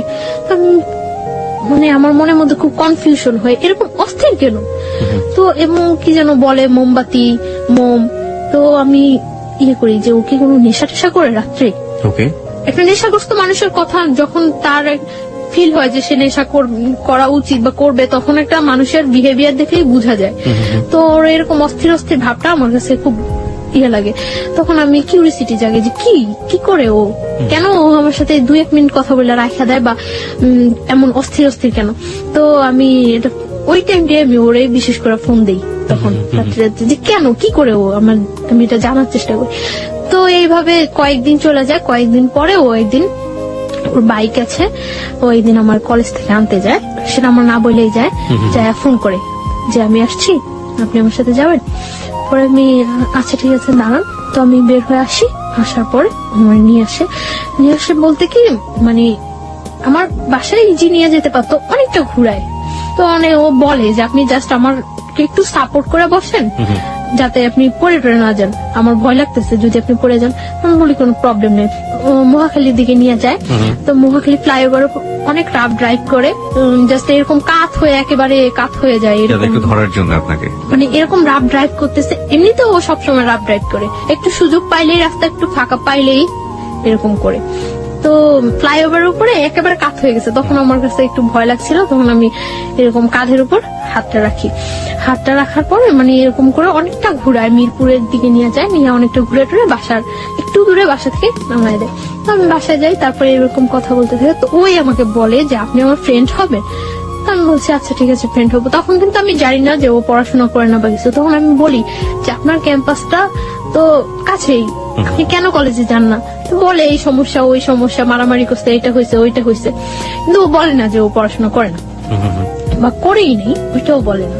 তো তারপর ও এইভাবে চলতে থাকে। কিছুদিন যায়, ও বলে যে আপনি আমার ফ্রেন্ড হন। তো আচ্ছা ফ্রেন্ডশিপ করলাম ওর সাথে। ফ্রেন্ডশিপ করার পরে মানে কয়েকদিন যায় ভালোই। তো ও বলতেছে যে ফ্রেন্ড থেকে তারপরে চিন্তা পরে করবো, আগে ফ্রেন্ড। আপনার বাসায় বুঝতে পারতাম না এগুলো, যে আপনি যেখানে আছেন যেভাবে আছেন, আপনার তো যিনি আপনাকে জোর করে বিয়ে করেছেন তারও তো বোঝার ব্যাপার ছিল, সেও বুঝতে পারতো না? কেউ বুঝতে পারতো না। আমি সবসময় মানে আউটসাইডে, বাইরে গিয়ে ওর সাথে বেশি কথা বলতাম, আর রাতেই 2-1 মিনিট কথা বলতাম। তো একদিন আমরা ধানমন্ডি লেকে নিয়ে যায় আমাকে কলেজ থেকে, মানে কথা বলতে থাকে। তো কথার মধ্যে আমি হঠাৎ দেখি ও সিগারেট খাচ্ছে। তো তখন আমি ইয়ে করি যে ও স্মোক করে। তো আমি ওর কথার মধ্যে জিজ্ঞাসা করি যে আপনি কি কোনো নেশা করেন, ড্রাগস নেন বা অ্যাডিক্টেড আপনি? পরে বলতেছে যে হ্যাঁ। পরে আমি বলতেছি যে কেন? পরে বলতেছে যে আমার লাইফে একটা কষ্ট আছে, ওকে, তার জন্য। তো আমি বলছি কি কষ্ট? তো বলে যে একটা মেয়ের সাথে আমার অ্যাফেয়ার ছিল, তো মেয়েটা আমার ছাইড়ে চলে গেছে, তারপর থেকে আমি ইয়ে করি। তারপর মানে এই কথা বলে। তো আমি বলতেছি যে মেয়েটা চলে গেছে তার জন্য আপনি এভাবে ড্রাগ নিচ্ছেন, এটা কিন্তু ঠিক না। এইভাবে ও কথাটা বলছে, আমার কাছে খুব খারাপ লাগছে। তারপর আমি ওর সাথে ভালো ফ্রেন্ডশিপ করি, প্রায় প্রত্যেক দিনই কথা বলি। সকালে যাওয়ার সময় কথা বলি, বিকালে আসার সময় কথা বলি। তো ও দেখা গেছে মানে আমার বাসার সামনে দিয়ে যাওয়ার সময়, মানে যেতে হলে আমার বাসার সামনে দিয়ে যেতে হয়, আর আমার আসতে হলে ওর বাসার সামনে দিয়ে আসতে হয়। মানে যাচ্ছে আমাকে দেখে যাচ্ছে, আসছে আমাকে দেখে আসছে, এভাবে চলতে থাকি কিছুদিন। তারপরে কিছুদিন চলার পরে একদিন আমি মানে আমার মার সাথে কথা বলি। আমি মার সাথে কথা বলার পর আমার মন খুব খারাপ থাকে। তখন মার্চের 7 তারিখ, 8 তারিখ থেকে আমার পরীক্ষা, 3rd সেমিস্টার। তো আমি ইয়ে করি, মার সাথে কথা বলার পরে মানে আমার মন খুব খারাপ থাকে। খারাপ থাকার পর আমি ওরে ফোন করি, আমার সাথে মুভি দেখবেন? পরে বলতেছে হ্যাঁ দেখবো। আমি বলতেছি আচ্ছা ঠিক আছে। তখন বাজে 12:30 দুপুর। হ্যাঁ দুপুর। আমরা 3টার দিকে মুভি দেখবো এই করি। পরে ও অনেক ফ্রেন্ডদের ফোন দেয় ওর, যে কোন হলে মুভি দেখা যায়, মুভি দেখার মতো কোন ভালো পরিবেশ আছে। তখন মানে স্টার সিনেপ্লেক্সে। তো সিটিতে নিয়ে আসে আমাকে, বাসা থেকে বের হই 2টার দিকে। তো আস্তে আস্তে আসার পরে লাল টিপ মুভিটাই হয়। আসার পরে টিকিট পাই না, আমরা টিকিট পাই না। তো আমি ওই দিন অনেক জেদ করি যে আমি আজকে মুভি দেখবই। আমার কাছে খুব খারাপ লাগতে থাকে, মানে ও কোনো ফ্যাক্ট না, আমি যে ওর সাথে ঘুরতেছি বা মুভি দেখতেছি এটা কোনো ফ্যাক্ট না। আমার মনের মধ্যে ওই ইয়াটাই থাকে যে আমার মার সাথে আমি কথা বলছি, ওই ব্যাপারটাই আমার মনের মধ্যে সবসময় কাজ করতে থাকে। টিকিট পাই না, টিকিট না পাওয়ার পরে 7টা শো টিকিট ইয়ে করে, আচ্ছা প্রবলেম নেই 7টাই দেখবো। টিকিট কেনার পরে এখন এখানে গিয়ে এতক্ষণ ওয়েট করবো। তো আমাকে বাইরে নিয়ে যায় বাইক দিয়ে, একেবারে টিএসসি ভার্সিটি টার্সিটি হয়ে একেবারে ওইদিকে জগন্নাথ কলেজ টলেজ ওইদিকে ইয়ে হয়ে ঘুরায়। তো ঘোরানোর পরে গোলা কিনে গোলা কিনে, আমি তো গোলা খাই। গোলা খাওয়ার পরে ও শহীদ মিনারের ওইখানে বসে, ও বাইকের উপরে বসে, আমি শহীদ মিনারের যে সিঁড়ি, আছে হ্যাঁ, সিঁড়িতে। প্রাচীরটা আছে Okay. যে সাইডে একেবারে ওইখানে বসে। স্যান্ডেল খুলে বসছিলেন না স্যান্ডেল না মানে পা ঝুলে, পা ওই পাশে ঝুলে। শহীদ মিনার সম্পর্কে আপনারা মাঝে মাঝে এই ধরনের পত্রপত্রিকা আমরা ইনফরমেশন গুলো পাই, যারা ওখানে বসেন, কাপল বসেন আর নর্মাল মানুষ বসেন, যাই বসেন না কেন, শুধুমাত্র 21শে ফেব্রুয়ারির দিন ছাড়া আর এই ফেব্রুয়ারি মাস ছাড়া বাকি দিনগুলো আসলে আমাদের শ্রদ্ধা থাকে না, আমরা স্যান্ডেল সহ উঠে যাই, যাচ্ছে তাই একটা পরিবেশ থাকে। কর্তৃপক্ষ যারা আছেন তারা তার দৃষ্টি রাখেনি না, কর্তৃপক্ষের কথা বাদই দিলাম, আমাদের অন্তরের জায়গা হচ্ছে ওটা, সেই অন্তরকে যেন আমরা শ্রদ্ধা করি, এমন কোন অ্যাক্টিভিটিস ওখানে না করি। যাই হোক, হ্যাঁ, তারপর আপনি যেটা বলছিলেন। তারপর বসার পরে কথা টথা বলি, অনেকক্ষণ কথা টথা বলার পর আমরা আবার ব্যাক করি। ছবি টবি দেখেছিলেন হ্যাঁ, একসাথে? হ্যাঁ, মুভি দেখছিলাম, আমি মুভি দেখতেছিলাম, খুব মনোযোগ দিয়ে কি মুভি ধরনের কথা দেখতেছিলাম। হতো ওই সময় আপনাদের মধ্যে? জাস্ট এই কথা ওই কথা, ওইটা করছে ওইটা করছে এটা করছে এরকম। তো ও কখনো আমার সম্পর্কে জানতে চায়নি, আমার ফ্যামিলি ব্যাকগ্রাউন্ড বা কখনো জানতে চায়নি। আর আমি আমার ফ্যামিলি ব্যাকগ্রাউন্ড ওর কাছে সব সত্যই বলছি, ফ্যামিলি বলেছেন, বাট আপনার যে এই যে বিয়েটা হয়েছে বা শুধু এইটাই বলি, এই পার্টটা আপনি বলেন। এই পার্টটা বলিনি। তো আমি এখানে কোথায় থাকি সেটা ও কখনো আমার কাছে জানতে চায় না। আমরা মুভি দেখি, আমি মুভিটা খুব মনোযোগ দিয়ে দেখি এবং ভালো লাগে আমার কাছে মুভিটা। আর ও মুভি দেখে না, ও এখানে বসে আমাকে দেখে। তা আমি বের হয়ে ওরে বলতেছি যে মুভি কেমন লাগলো, বলতেছে আমি কি মুভি দেখছি নাকি? আমি বলি, তো কি দেখছেন? আমি তখন দেখছি যে আপনি কিভাবে মুভি দেখেন। ওকে ওকে, তারপর মানে বাসায় চলে যাই। বাসায় চলে যাওয়ার পর মানে আমরা বাইরে খাইটা বাসায় চলে যাই। চলে যাওয়ার পর ও রাত্রে আমাকে 1:30টার দিকে ফোন দেয়, আমি পড়তে থাকি, তখন ফোন দিয়ে ও আমাকে মানে একসাথে মনে হয় যে আমরা শীট দেখলে মুখস্থ করে পড়া বলি না টিচারদের কাছে, একসাথে ওরকম মনে হয় যেন কোনো শীট মুখস্থ করে একসাথে ও আমাকে বলে যে আমি তোমাকে পছন্দ করি, এরকম এরকম এরকম সব একসাথে এক চান্সে মুখস্থ করলে এক চান্সে মুখস্থ। তো আমি আশ্চর্য হয়ে যাই যে এটা ছোটবেলা করে আর পিছনের বাড়ি থেকে মা চিল্লাতো, এই পড়িস না কেন, ওরকম ছোটবেলার কথা মনে পড়ে গেল আপনার কথা। হ্যাঁ, একসাথে বলতো। কি আশ্চর্য, এটা কি কোনো বলার ওয়ে? তো আমি চুপ করে থাকি। পরে বলতেছে তুমি আমার পরে জানাই। তুমি বলছো তখন? হ্যাঁ, তুমি আমার পরে জানাই। তা আমি কিছু বলি না, চুপ করে থাকি, কেটে দেই ফোন। তারপরেও আমাকে যখন ফোন দিয়ে বলে যে আমি আপনি করে বলি, তো বলতেছে যে আপনি করে বলো কেন, তুমি করে বলো, পসিবল না। বলতেছে যে তুমি করে বলো, তুমি করে। এভাবে কয়েকদিন যাওয়ার পর আমি ওকে তুমি করে বলা স্টার্ট করি। ও দেখা গেছে তুমি আপনি মিশ্রণ হয়ে যায়, মিশ্রিত ভাষায় কথা বলতেছি। তো ও হাসতো, মিশ্রিত ভাষায়। এইভাবে কয়েকদিন যাওয়ার পরে মানে ওর সাথে এক পর্যায়ে কি রিলেশন হয়ে যায়, অ্যাফেয়ার হয়ে যায় আমার সাথে। এবং ওর কথাগুলি আমার খুব ভালো লাগে, ও যখন কথা বলে আমার খুব ভালো লাগে, আমি অবাক হয়ে তাকিয়ে থাকি যে ও কথা বলে। কিন্তু খুব স্বাভাবিক ভাষায়, সাবলীল শুদ্ধ ভাষায় কথা বলে তা কিন্তু না, নর্মাল কথা বলতেছে, কিন্তু আমার কাছে খুব ইনোসেন্ট লাগে। ওকে, তার জন্য আমি ওর কথায় খুব ইয়ে হয়ে যায়। কিন্তু ও যে মানে ফলস বলতেছে, মিথ্যা বলতেছে, আমি ফিল করি, এটা আমি অনেক কিছু আমি ফিল করতে পারি, যে মিথ্যা বলছে আপনি ফিল করতে পারছেন, কিন্তু আমার কাছে তারপরেও ভালো লাগে এই কথাগুলো। কারণ ওই সময়টা আমার কেউ ছিল না, আমার পাশে একটা লোক যে আমি তার সাথে ইয়ে করবো, এনজয় বলতে আমার লাইফটাই খুব ইয়ে ছিল। যতক্ষণ ওর সাথে থাকতাম বা কথা বলতাম আমার কাছে খুব ভালো লাগতো। সমুদ্রের মধ্যে মানুষ যখন পড়ে এবং সে যদি সাঁতার না জানে, হাতের কাছে যাই পাবে সেটাকে সে অবলম্বন করবে, সেটা খড়কুটোই হোক আর যাই হোক। গল্পটা শোনার পর আসলে তাই মনে হচ্ছে। শুনুন তারপর। তো এইভাবে কয়েকদিন যায়, অ্যাফেয়ার ওর সাথে আমার ভালো একটা রিলেশন হয়ে যায়। ও আমাকে মানে শিফট করে নিয়ে যায়, দিয়ে যায়। ওর সাথে যে কোনো ব্যাপারে আমি ওর সাথে শেয়ার করি, যে কোনো, শুধু একটা ব্যাপারে আমি বলি না যে আমার আগে একটা বিয়ে হয়েছিল, আমি অনেক ট্রাই করি বলার জন্য যে আমার এটা বলা উচিত, কিন্তু আমার বলতে গেলেই ভয় হয় যে এটা বললে সম্ভবত ও আমার সাথে রিলেশন রাখবে না। কিন্তু ওর কথার মধ্যে অনেক সময় প্রকাশ পাইতো যে ও বলতো যে তোমার যদি 20টাও বিয়ে হয় তাতেও কোনো প্রবলেম নেই, তারপর আমি তোমাকে বিয়ে করবো। আচ্ছা, তার মানে আপনি বলে দিয়েছেন যে আপনি তাকে লাভ করেন? হ্যাঁ, দুজনের মধ্যে ওয়ার্ড দিয়ে হয়ে গেছে। হ্যাঁ, ওকে। তো ওর সাথে আমার রিলেশনটা ভালো চলতে থাকে। তো আমি যেখানে থাকি ওইখানে কেউই জানে না যে আমি ওই ছেলেটার ওয়াইফ, কেউ জানতো না। মানে কি বাড়ির লোকজন ছাড়া আশেপাশে কেউ? বাড়ির লোকজনও জানতো না, কারণ আমরা একটা ফ্ল্যাট বাসায় থাকতাম, কেউ জানতো না যে আমি ওই ছেলেটার ওয়াইফ। ফ্যামিলি ছাড়া আশেপাশে কেউ জানতো না, কারোর কাছে আমি তো বলতামই না, ওরও বলার প্রয়োজন হয় নাই, কারোর কাছে বলতো না। তো আর আমি তো সবসময় আমার মতোই চলতাম। ওই এলাকার অনেকেই জানে যে ওই ছেলেটার সাথে আমার সাথে রিলেশন হয়, রুমেলের সাথে আমার সাথে রিলেশন, এটা ওই এলাকার অনেকেই জানে। আপনার তথাকথিত হাজবেন্ড যদি বলি যে জোর করে যে করলো, ও জানতো না? সব জানলে তো ওরও জানার কথা। ও পরে জানতে পারে। ওকে, যাই আমরা সিরিয়ালে যাই। তারপর কিছুদিন যাওয়ার পরে মানে ওদের বাসার সবাই, আমি যে বাসা থাকি ওই বাসার সবাই বেড়াইতে যায়, আমি যাই না। কোথায় বেড়াতে যায়? গাজীপুর। মানে ওরা ফ্যামিলি মিলে একটা কোথাও বেড়াতে যায়, আপনি যান না? ওকে, আমি যাই না, আপনি থেকে যান। আমি থেকে যাই।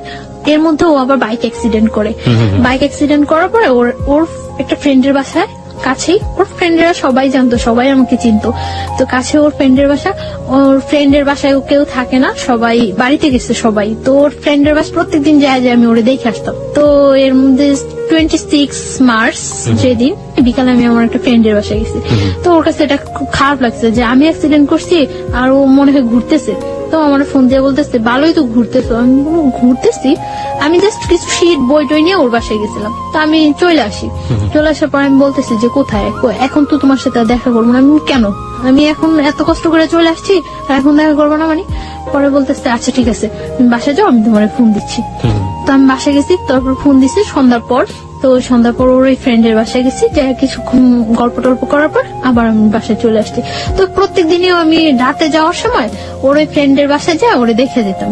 ও অ্যাক্সিডেন্ট করছে, ওর পায়ে ব্যান্ডেজ ট্যান্ডেজ করা ছিল, শরীরে বিভিন্ন ইয়েতে ব্যান্ডেজ করা ছিল, ছুলে টুলে গেছে। তো আমি ওই দিন প্রত্যেক দিনই ওরে দেখে যেতাম। এর মধ্যে ওরা যেদিন গাজীপুর গেছে ওই দিন তো আমি বলছি যে আমার বাসায় কেউ নেই। পরে বলতেছে যে আচ্ছা তুমি আসবা, এই বাসায় আসবা? পরে আমি বলছি আচ্ছা আসবো। তো ওই বাসায় গেছি, তো রাত্র হয়ে গেছে, প্রায় 11টা বেজে গেছে। তো বলতেছে এখন তুমি বাসায় যাবা? তো 11টা বেজে গেছে, বলতেছে তুমি বাসায় যাবা? আচ্ছা ঠিক আছে তুমি নিচে যাও, আমি তোমাকে দিয়ে আসবো। পরে দিয়ে আসছে। আমার পরীক্ষা শেষ হয়ে গেছে এপ্রিলের 16 তারিখ। ওই দিন প্রচুর বৃষ্টি হচ্ছে। তো সন্ধ্যার সময় ও আমার বলতেছে যে এখন যদি আমি সুস্থ থাকতাম তাহলে তোমার নিয়ে ভিজতাম বাইরে। তো আমি বলতেছি আচ্ছা ঠিক আছে, তো এখন কি প্রবলেম, ভিজো। পরে ও আমার বলতেছে যে একা একা ভিজতে ভালো লাগে না, তুমি আসবা? আমি বলতেছি আচ্ছা আসবো। কোথায় আসবো? ওদের বাসার সামনে ওর আরেকটা ফ্রেন্ডের বাসা, তুমি ওই বলি সামনে আসো, তোমার নিয়ে আসবো আমরা। পরে আমি গেছি, যাওয়ার পরে ও নিয়ে গেছে ওই ফ্রেন্ডের বাসা। কনস্ট্রাকশনের কাজ চলছে, 5 তলা পর্যন্ত কাজ চলছে এখন। তো 5 তলা ছাদে নিয়ে গেছি। ছাদে নেওয়ার পর অনেক বৃষ্টি হয়েছে, তো আমরা ভিজছি, অনেকক্ষণ ভিজছি। ভিজার পর খুব ভালো লাগছিল, অনেকদিন পর মনে হয় একেবারে একটা রিল্যাক্স, খুব খুব এনজয় করছি আমি। ভিজার পর ঠান্ডা লাগতেছিল। 5 তলাটা যে হচ্ছে ওই রুমগুলোর মধ্যে ভিতরে ঢুকে গেছে। তো ভিতরে ঢুকে গেছি মতন ওরা নিচ থেকে একটা তাওয়াল আনানোর ব্যবস্থা করছে, যে ভিজে গেছে ঠান্ডা লাগতেছে। তো একটা তাওয়াল আনছিল মতন মুছে পেয়েছে, ওইখানে দাঁড়াইছিলাম। এর মধ্যে কারেন্টটা চলে যায়। কারেন্টটা চলে যাওয়ার পর ওর ফ্রেন্ডরা ওই পাশে থাকে, সামনে থাকে, দেখতেছে যে কেউ আসছে কিনা। আর আমরা এই পাশে দাঁড়ায় কথা বলতেছি। তো আমি কারেন্টটা চলে যাওয়ার পর আমার ভয় লাগে যে আল্লাহ আমি এখানে আসলাম, এতগুলা ছেলে না কি চিনি না জানি না, হয়তো কয়েকদিনের মাত্র পরিচয়, কয়েকদিনের রিলেশন, এর চেয়ে কত ডিপ রিলেশন থাকলেও মানুষের জীবনে কত অঘটন ঘটে যায়। কেন আসলাম আমি এখানে? আমি যতটুকু না ভয় পাচ্ছি তার চেয়ে বেশি ভয় ও পাচ্ছে। ও আমাকে প্রচুর ভয় পেত, এটা আমার কাছে সবচেয়ে ভালো লাগতো, খুব ভয় পেত আমার। ওকে, মেয়েরা কি আসলে এটা লাইক করে কিনা? মানে ছেলেরা তাদের দেখে ভয় পাবে, ইনফ্যাক্ট কাছের মানুষ তাদের দেখে ভয় পাবে, হয়তো লাইক করে না, আমি পরে ওকে জিজ্ঞাসা করছিলাম যে তুমি আমার ভয় পেতে কেন? আমি তোমার ভয় পেতাম না, জাস্ট সম্মান করতাম যে আমি যদি তোমার সাথে ভুলেও কোনো ফল্ট করে থাকি তাহলে যদি তুমি চলে যাও, এর জন্য আমি তুমি ভয় থাকতাম। তারপরে কি হলো ওই সময়টা? ওটা বলেন, ওটা নিয়ে লোকজন খুব বেশি আগ্রহ পোষণ করছে যে ওই সময় কি হচ্ছে, সো রোমান্টিক সিচুয়েশন। তো মানে তাওয়াল নিয়ে আসে, তো তাওয়াল নিয়ে আসে মুছার পর আমি দাঁড়াই, আমি ফোনে গান ছাড়ি, ফোনে কোন গানটা ছাড়েন? এমনি গান, মানে অডিও ছেড়ে দেন, অডিও ছাড়ার পরে গান চলে। তো আমি দাঁড়ায় আছি, দাঁড়ায় কাঁপতেছি। ও আমার পাশেই এসে বসে, একটা বেঞ্চ থাকে, বেঞ্চের উপর বসে ওর ফোনটা টিপতেছে। মানে আমিও না মনে হয় যে ওকে জীবনে দেখি নেই, চিনি না, ও আমার মনে হয় জীবনে দেখে নেই, চিনি না, এরকম একটা সিচুয়েশন। দুজনই লজ্জা পাচ্ছেন প্রচন্ড। আমি ভয় পাচ্ছি, আমি তো চেহারা দিকে তাকাইতে গেছি না যে ও কি পাইতেছে, ভয় পাইতেছে না হাসতেছে না কাঁদতেছে, আমি এটা দেখতে গেছি না। আমি ভয় পাইতেছি আর খুব প্রকাশ করতেছি যে ওর দিকে আমার কোনো মনোযোগ নেই। আমি ফোনে গান ছাইরা ফোন টিপাটিপি করতেছি আর বলতেছি আল্লাহ কতক্ষণ বৃষ্টিটা থামবো, আমি বাসায় যাবো, কতক্ষণ থামবো। আর বলতেছে একটা ছাতা আনো না, আমি বাসায় যাই, একটা ছাতা আনো না। ওরা বলতেছে এখন আমি ছাতা আনতে হয়ে যাবো, আর এত বৃষ্টির মধ্যে তুমি বের হইলেও সমস্যা কেউ দেখলে, তার চেয়ে বরং বৃষ্টিটা কমুক তারপরে যাও। তো সন্ধ্যার পর আর কি হুম হুম। বিজলি চমকাইতেছে, বাইরে অনেক বিদ্যুৎ চমকাইতেছে, ভয় লাগতেছে। কিছুক্ষণ দাঁড়ানোর পর বৃষ্টিটা আস্তে কমে গেছে। বৃষ্টিটা কমে যাওয়ার পর আমি বলতেছি যে আমি চলে যেতেছি। মানে আমি যখন যাচ্ছি তখন আমার হাতে টাচ করছে, এই ফার্স্ট হাতে টাচ করছে। টাচ করে মানে আমার হাতটা ধরে টান দিয়ে বলতেছে আমি জাস্ট তোমার কাছ থেকে ঠিক এতটুকুই চাই, এর বেশি কিছু চাই না। তারপর আমি চলে আসছি বাসায়। চলে আসা 2-3 দিন পরে আরেকদিন সন্ধ্যার পর বের হয়েছি, আমাকে একটা বাসায় নিয়ে গেছে, তাও আরেকটা বাসার ছাদে নিয়ে গেছে। ওকে। ওর ফ্রেন্ডদের অনেক ফ্রেন্ড ছিল, সাঙ্গভঙ্গ ছিল, সবাই ওকে খুব ভয় পেত, সবাই ওরে খুব ভয় পেত, শুধু আমি ছাড়া সবাই অনেক ভয় পেত। ও বলতো যে তুমি ছাড়া সবাই আমার অনেক ভয় পায়। তো একটু সন্ত্রাসী টাইপের ছিল। তো একটা ফ্রেন্ডের বাসায় নিয়ে গেছে, ছাদে নিয়ে গেছে। তো ওই দিনও ছাদে বসে অনেকক্ষণ কথা বলছি। ওই দিন ওয়েদার খুব ভালো, কথা বলছে অনেকক্ষণ। কথা বলার পরে আমি বাসায় চলে আসতেছি। তো আমার বাসার আসার একটু আগে মানে গলির মধ্যে আসার পরে ফার্স্ট আমি চলে আসতেছি, তখন আমার হাত ধরে বলতেছে যাও গিয়া। আমি বলছি হ্যাঁ যাই গিয়া। তো তারপর ও মানে আমার হাতটা ধরে টাই না কাছে নিয়ে ফার্স্ট ও আমার কিস করলো, এই ফার্স্ট। এর মধ্যে ওর সাথে আমার কোনো মানে কোনো টাচ বা এ ধরনের কোনো কিছু হয়নি। হ্যাঁ, ফার্স্ট কিস করলো, তো আমিও খুব অবাক হয়ে গেছি, কি করলো কাজটা, মানে খারাপ লাগছিল। আমি বাসায় আসার পর ওর সাথে আর কথা বলতেছি না, 2 দিন যাবো তোর সাথে কথা বললে। তো পরে সরি বললো, সরি বলার পর আবার আমরা কথা বলতেছি। ও এর মধ্যে কার কাছে যেন শুনছিল যে আমার আগে একটা বিয়ে হয়েছে। তো আমার এই কথা জিজ্ঞাসা করানোর পরে আমি বলছি না হয়নি। প্রথমে আপনি অস্বীকার করেছেন। হ্যাঁ, না হয়নি, এরকম কিছু হয়নি। আর আমি ওই বিয়েটা তো মানি না, আমি কি বলবো যে হ্যাঁ হয়েছে, মানি না এক কথা। আমি চাইছিলাম যে ওর কাছে সবকিছু ক্লিয়ারলি বলার জন্য, বাট আমি ওরকম কোনো ইয়ে পাইতেছি না যে বললে ও থাকবো না থাকবো। এটা মানে ওকে নিয়ে আপনার মনের মধ্যে একটা ইয়েও হয়ে গেছে যে ও চলে গেলে আপনার জন্য সাস্টেন করাটা খুব কঠিন হয়ে যাবে। হ্যাঁ। আর একই সাথে আপনি খুব তোলাচলের মধ্যেও আছেন যে বলবেন কি বলবেন না। বলবো। তারপর ও আমার বলছে আচ্ছা ঠিক আছে, তাহলে তুমি আমার সাথে বাইরে যাবা। আচ্ছা যাবো। তখন ও যেটা বলে আমি ওইটাই রাজি, ও যেটা বলে আমি ওইটাই রাজি। বলছে আচ্ছা ঠিক আছে যাবো। তো কোথায়? আচ্ছা কক্সবাজার। আমি বলছি আচ্ছা ঠিক আছে যাবো, আগে বিয়ে করতে হবে। আপনি বললেন ওকে যে আগে বিয়ে করতে হবে? হ্যাঁ, বিয়ে না করলে আমি তোমার সাথে কক্সবাজার যাবো কেন? আশ্চর্য, তুমি কে? আর তোমার সাথে আমার যতটাই রিলেশন হোক, এত দূরে যাওয়া তোমার সাথে কখনো পসিবল না। তখন আমি জানতে পারি যে ও পড়াশোনা করে না। কিভাবে জানলেন? ও নিজে থেকেই মানে ওর বিয়ে করার বিয়েতে আগ মুহূর্তে সবকিছু বলে দিয়েছে? না, ওর বিহেভে আস্তে আস্তে ফিল হয়েছে যে ও পড়াশোনা করে না। তারপর ও স্বীকারও করছে যে ও পড়াশোনা করে না, নিজে থেকেই বলছে। কোন ক্লাস পর্যন্ত পড়েছে নাকি একেবারেই পড়েনি? 9 পর্যন্ত নাকি পড়ছে। তারপর এই কথা হয় যে বিয়ের পর কক্সবাজার যাব। আচ্ছা ঠিক আছে। তো ও রাজি হয়, আমিও রাজি হই। তারপর আমরা একটা মসজিদে কিছু ফ্রেন্ড সময় একটু মসজিদে হুজুরের মাধ্যমে বিয়ে করি।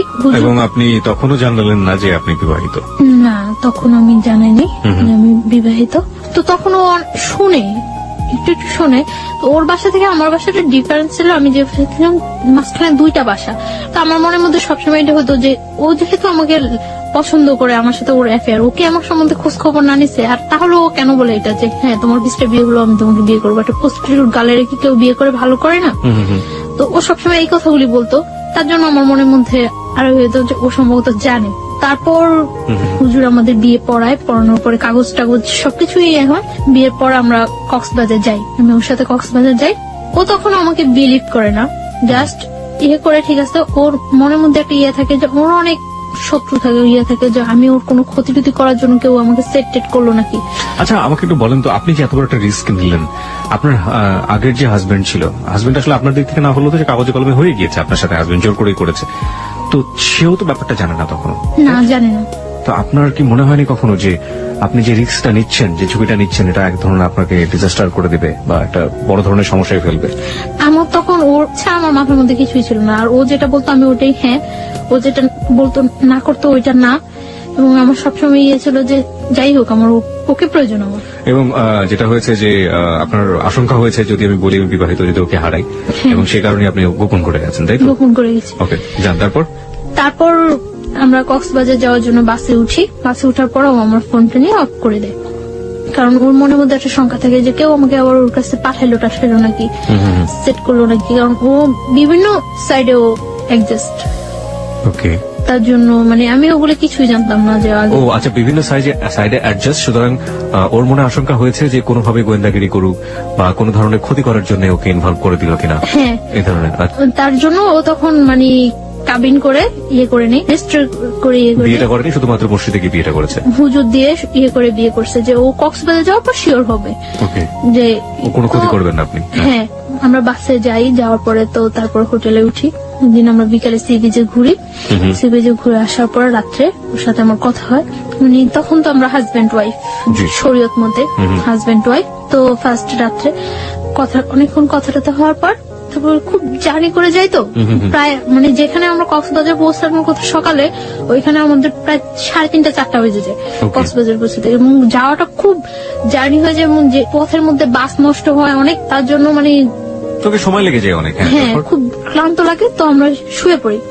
এর মধ্যে ফার্স্ট আমার সাথে রিলেশন, ফিজিক্যাল ইন্টিমেসি বা যেটা বলি শারীরিক সম্পর্ক হয়। তো মানে আমি ওটার জন্য এটাই ছিল আপনার জীবনের first First. Physical relationship, right? Okay, তো আমি ওটার জন্য প্রস্তুত ছিলাম না, কেন প্রস্তুত ছিলেন না? না আমার মনের মধ্যে এরকম কিছু ছিল না। ইনফ্যাক্ট আপনি একজনকে বিয়ে করেছেন, আপনি তারপর মনের মধ্যে থাকবে না, ব্যাপারটা কেমন হয়ে গেল না? না আমি এইভাবে চাচ্ছিলাম না, কিভাবে যাচ্ছিলেন? আমি জাস্ট ওর সাথে হ্যাঁ কোনো সম্পর্ক ছাড়া আমার একটা মেয়ে ওর এত দূরে যাওয়া ঠিক না, তার জন্য আমি ওরা বলছি যে হ্যাঁ বিয়ে পরে তারপরে যাব।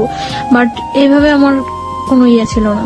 আমার কাছে ব্যাপারটা অনেক খারাপ লাগছে, অনেক ভয় পেয়েছি আমি। ভয় পাওয়ার পরে আমি আচ্ছা, washroom- ভয় আপনি ওয়াশরুম প্রসঙ্গে আমরা আসছি, ভয় আপনি কেন পেতেন? মানে ভয় কি আপনি পুরো সিচুয়েশনটাকে পেয়েছেন নাকি ফিজিক্যাল ব্যাপারটাকে পেয়েছেন? কারণ আপনি ডাক্তারি পড়াশোনা করছেন, so you know better. Physical রিলেশনটা চেয়ে আমি সিচুয়েশনটা বেশি ভয় ভয় পাইছি, পেয়েছি, এক্স্যাক্টলি। সিচুয়েশনটা আমি বেশি ভয় পাইছি। তো আমি ওয়াশরুমে যাই অনেকক্ষণ কান্না করি, ওয়াশরুমে যাই যে কি করলাম, কি হলো, ঠিক করলাম না ভুল করলাম। আমার মনের মধ্যে সবসময় একটা কনফিউশন থাকতো যে আমি কাজটা কি ঠিক করছি না ভুল করছি। তো ও বুঝতে পারে যে আমি ওয়াশরুমের মধ্যে কান্না করতেছি। তো আমি অনেকক্ষণ পর যখন দরজা নক করার পর আমি ওয়াশরুমের দরজা খুলি, তো ও আমার টাওয়াল দেয়। তারপর আমি ফ্রেশ হয়ে ভিতরে এসে দেখতেছি যে ও হাত কেটে অনেক ব্লাড ইয়ে হয়েছে। তো আমার কাছে আবার অনেক খারাপ লাগে যে ও হাতটা কাটলো আমার জন্য, আমি এই সিনটা তো না করলেও পারতাম না। আমি বুঝতেছিলাম না যে আমি কি করছি, কি করা উচিত, বা আমি ভুল করতেছি না ঠিক করতেছি। শুধু আমার এর মধ্যে আমি একটা জিনিস ফিল করি যে আমি কোনো কিছু না করলে হয়তো বা ও আমার ছেড়ে চলে যাবো। ওকে, আর ভয় পাইছি, এতটা দূরে গেছি, কখনো যাই নাই ওইখানে, কাউকে চিনি না, তার জন্য অনেকটা ভয় পাইছি।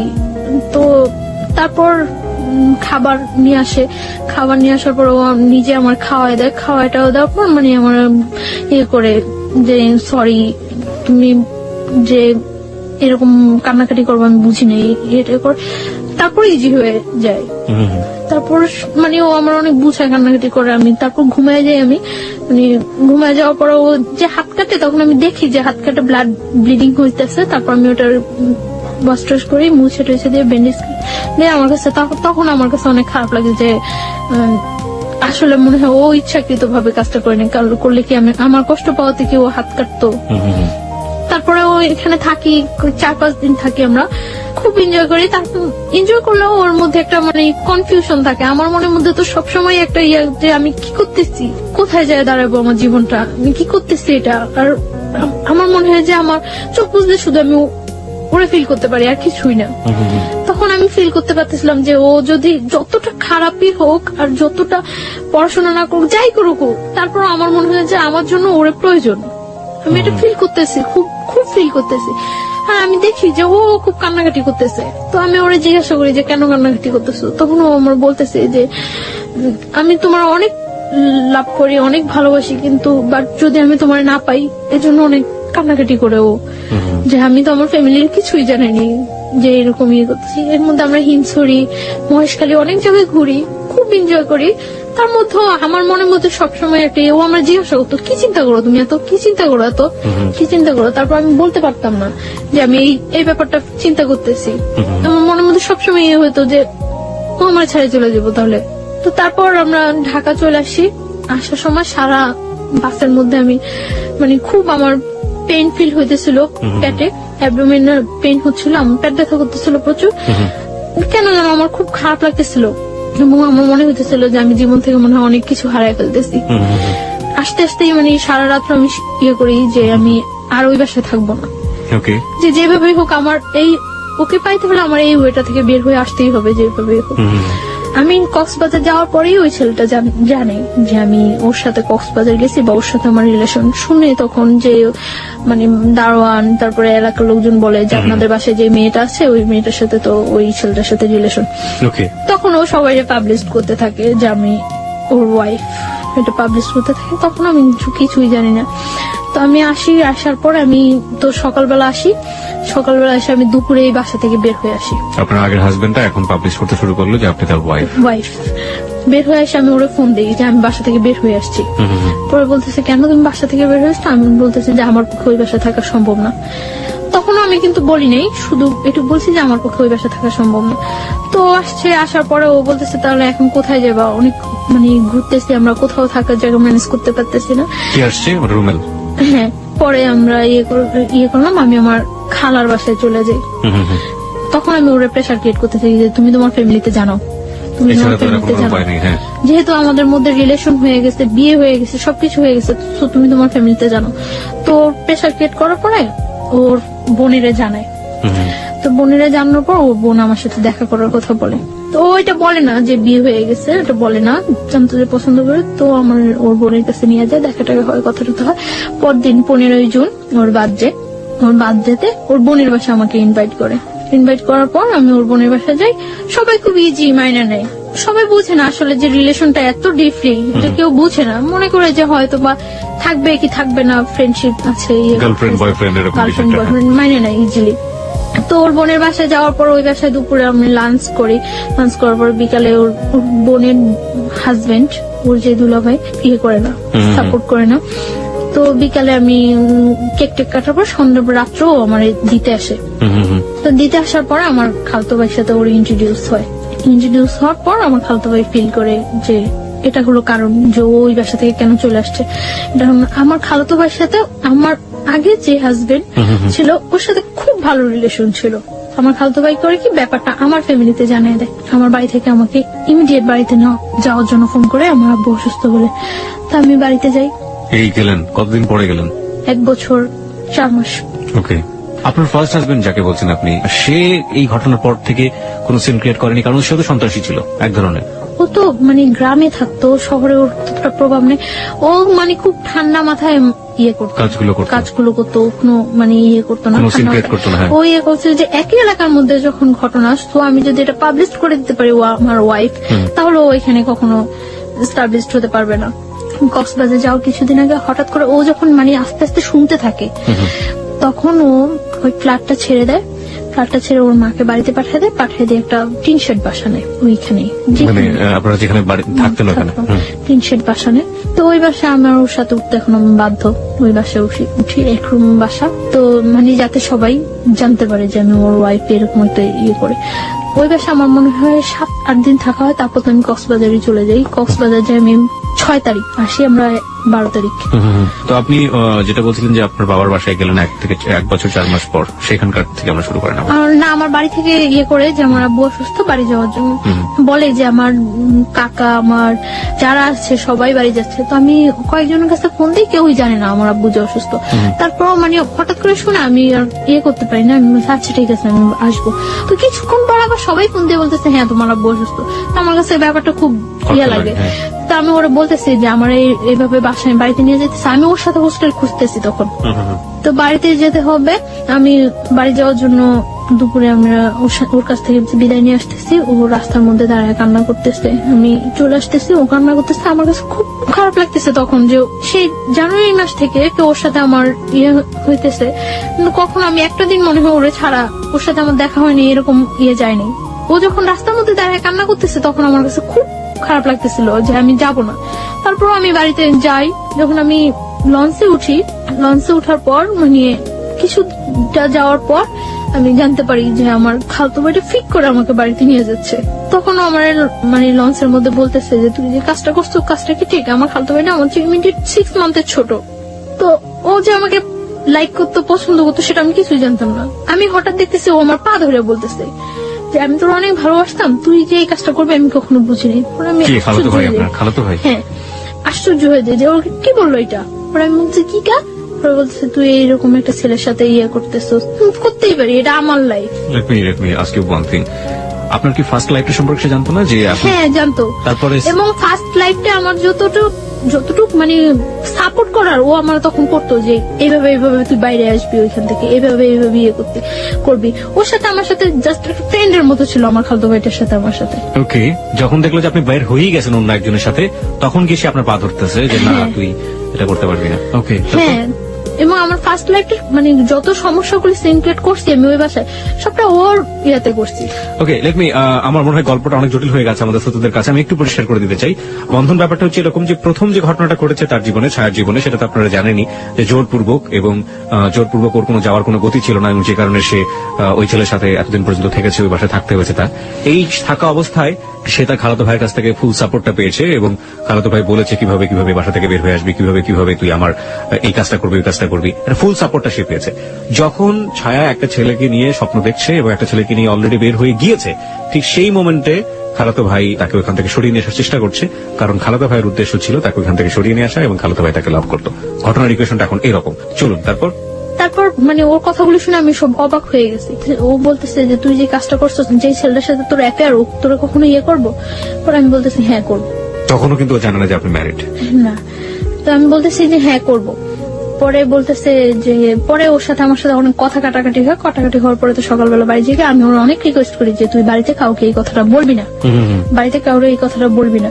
পরে আমি বাড়িতে যাওয়ার পর ও সাথে সাথেই ব্যাপারটা আমার বোনের সাথে শেয়ার করে, এবং আগে থেকেই হয়তো ওই যে রাত্রে ওর সাথে ইন্ট্রোডিউসটা আমার মনে হয় রাতেই ফোনে ও ব্যাপারটা শেয়ার করছিল, এবং শেয়ার করার পরেই বাড়ি থেকে আমাকে নিয়ে যাওয়ার জন্য ইয়ে হয়েছে। আমি বাড়িতে যাওয়ার পরে আমার জিজ্ঞাসা করে যে এরকম যে সত্যি তোর সাথে ওই ছেলের সাথে রিলেশন?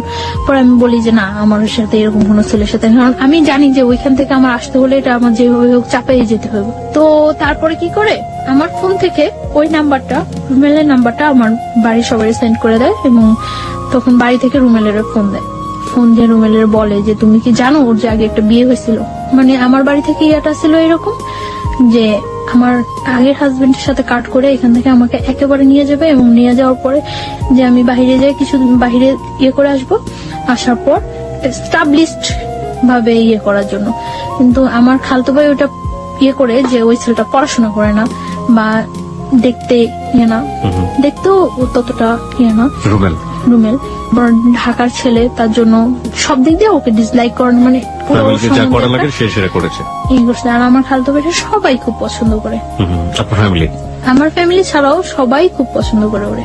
আমি ওরা অনেকবার রিকোয়েস্ট করছিলাম যে তুই বাড়িতে বলবি না। ও কি করছে, বাড়িতে যা ফোন নাম্বারটা দিয়ে দেওয়ার পর রুমেলের ফোন করছে। আমার মা ফার্স্ট ফোন দেওয়ার পর রুমেল ফোন রিসিভ করার পর বলতেছে আমি মানে আমার আগের হাজবেন্ডের বলতেছে যে আমি ওই লোকটার শাশুড়ি।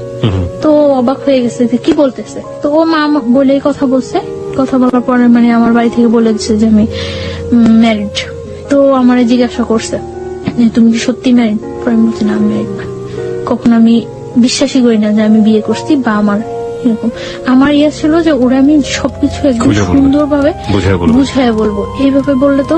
পরে বলতেছে যে সত্যি তুমি ম্যারিড না?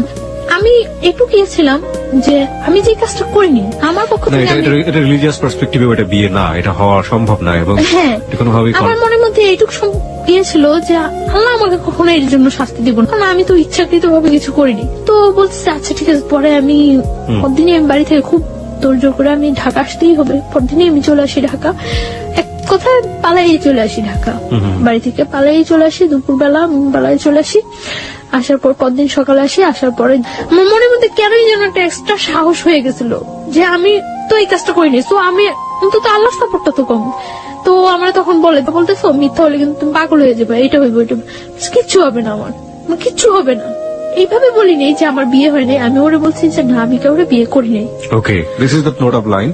ও বলেছেন আমি কাউকে বিয়ে করি নাই। আমি কিন্তু এটা বলতে পারতাম যে আমি আমার বিয়ে হয়নি, আমি কিন্তু এটা বলিনি। আমি বলছি যে আমি কাউকে বিয়ে করিনি, কারণ আমি ওই রেখে দিছি যাতে আমি ওরে বলতে পারি পরে। তারপর ও বিলিভ করার পর আমার হোস্টেলে উঠায় দেয়। ওই দিনই হোস্টেলে উঠায় দেওয়ার পরে আমি তখন আমার কলেজ অফ, পড়াশোনা থেকেও আমি অনেকটা ইয়ে হয়ে গেছি। আর আমি তো ওর সাথে ঘুরতেছি, ইয়ে করতেছি, খুব এনজয় লাইফে। মানে ওরা আমার মতো হ্যাপি পারসন নেই। ও মানে এতটা ভালো হয়ে গেছে, ওর আগে যে অ্যাডিক্টেড ছিল, নেশা করতো, ওগুলো সব ছাড়িয়ে দিতেছে। কি নিত আমাকে একটু বলেন তোর সম্পর্কে, ও কি ধরনের নেশা করতো? ও আগে ইয়াবা নিত, ইয়াবা নিত। এমনিতে ও সব প্রকার নেশা করার ওর অভ্যাস আছে। আচ্ছা, আর এমনিতেই ওর যেটা বলছিলেন যে সন্ত্রাসী টাইপের ছিল, মানে কোনো ঝামেলা ছিল? হ্যাঁ, ও বলছিল আমারে যে ওর আউটসাইডে কিছু প্রবলেম আছে। সেগুলোকে আপনি জানেন? হ্যাঁ, আমি জানি। ওকে, মানে you want to share with us or not? Not. আপনি শেয়ার করতে চাচ্ছেন না। না? আমরা ধরে নিচ্ছি ও যাকে ভালোবাসে রোমেল, সে এমন একটা জগতের সাথে জড়িত যেটার সাথে আসলে সাধারণ মানুষের ভালো চোখে দেখার কথা না, কিন্তু ও যে জায়গাটা থেকে রোমেলকে দেখে সেই জায়গাটা অনেক পবিত্র একটা জায়গা। আমরা সেই জায়গাটা থেকে দেখতে চাই রোমেলকে, এবং ও চেষ্টা করে যাচ্ছে রোমেলকে ভালো করার জন্য, এবং রোমেলও সেই জায়গাটা থেকে ভালো হওয়ার জন্য নিজেকে পরিবর্তন করার চেষ্টা করছিল। আমরা এই পজিটিভ জিনিসটাকে হাইলাইট করতে চাই। চলুন তারপর। তো দেখা যেত আগে প্রচুর পরিমাণে স্মোক করতো। তো যখন আমার সাথে এরকম ডিপ রিলেশন যাচ্ছে, ও তখন দিনে 2-3টা সিগারেট খাচ্ছে, মানে তাও আমাকে বলে বলে খাচ্ছে। না, আমি চাচ্ছি যে ওর লাইফটা আমি এইভাবে ইয়ে করে দেব যাতে ও কখনো এটা ইয়ে করতে না পারে যে আমি আগে একটা বিয়ে হয়েছে তার জন্য ও আনহ্যাপি না। আমার সবসময় চিন্তা করতো যে আমি যদি কোনো একটু ভালো করি তার চেয়ে বেটার যাতে ও করতে পারে। আমি সবসময় এটা ফিল করতাম যে আমার ফ্যামিলিটা আমার কাছে ফ্যামিলি না, ওর ফ্যামিলিটা যাতে আমার কাছে ফ্যামিলি। আপনাকে তখন খরচটা দিত কে? আমার কাছে আমি বাড়ি থেকে আসার সময় কিছু টাকা ছিল, তারপর ও বিয়ার করতো। এখানে আমি ও টাকাটা পৃথক করতে? হ্যাঁ, ওর টাকাটা ওর অনেক রিচ ফ্যামিলি। কয় ভাই বোন ছিল ওরা? এক ভাই এক বোন। ও একা ছিল? একা ছিল। বাবা কি করতেন? বাবা মারা গেছে। সো ও কি বড় ছিল? ও ছোট ছিল, বোনের বিয়ে হয়ে গেছে। বুঝতেই পারছেন তার জন্য টাকা ম্যানেজ করা কোনো ব্যাপার না। আচ্ছা, ঠিক আছে। তারপরে আপনি হোস্টেল থেকে পড়াশোনা করতেন? হ্যাঁ, পড়াশোনাটা তখন আমার অফ আছে, আমার কলেজ অফ। রেজাল্ট হয়ে গেছে। রেজাল্ট হওয়ার পর আমার রেজাল্ট খুব ভালো হয়েছে, আমি মেডিকেলের মধ্যে সেকেন্ড পজিশনে আসছি। এত কিছুর পরেও সেকেন্ড পজিশনে আসছি। আমরা বারবার একটু ইন্টারাপ্ট করছি কারণ যে আপনার ফার্স্ট যিনি জোর করে আপনাকে বিয়ে করলেন, ওনার অ্যাক্টিভিটি ওই সময় কি ছিল? উনি কি করছেন? উনি তখন ফোন দিচ্ছে, ফোন দিয়ে এটা ওটা বলছে, ইয়ে করছে, বাট কখনো আমার সামনে আসছে না। রোমেলকে ট্রাই করেছে? রোমেলকে ফোন দিয়ে কথা বলেছে? না, আমার ফোনে ফোন দিয়ে কথা বলছে। রুমেলের সাথেও আমার ফোনে ফোন দিয়ে কথা বলছে, বাট ও কখনো সামনে আসছে না। আমার ইচ্ছা ছিল যে ও যদি কখনো সামনে আসে তাহলে আমি সবটা সামনে ক্লিয়ার করে দেব। আমি তার জন্য বারে বারে রুমেলকে বলতাম, মানে তখন তো ও জানতো না। তখন ওই ছেলেটা মানে বলতো তখন আমি তো বলিনি, ওই ছেলেটা বলতো।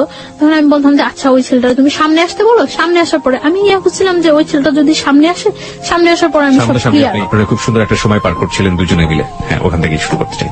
হ্যাঁ, খুব সুন্দর যাচ্ছিল। এর মধ্যে আমি রোজার ঈদে আমি বাড়ি যাই।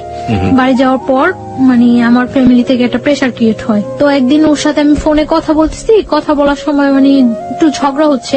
তো ঝগড়া হচ্ছে মনে আমি ওরা বলতেছি যে নিজের ওয়াইফের সম্মান দিতে পারো না, কথাগুলো বলতেছি। আমার আম্মু আরেক রুম থেকে শুনতেছে, আমি জানি না যে শুনতেছে। তো আমার আম্মু আমার জিজ্ঞাসা করলো যে কি ব্যাপারটা কি।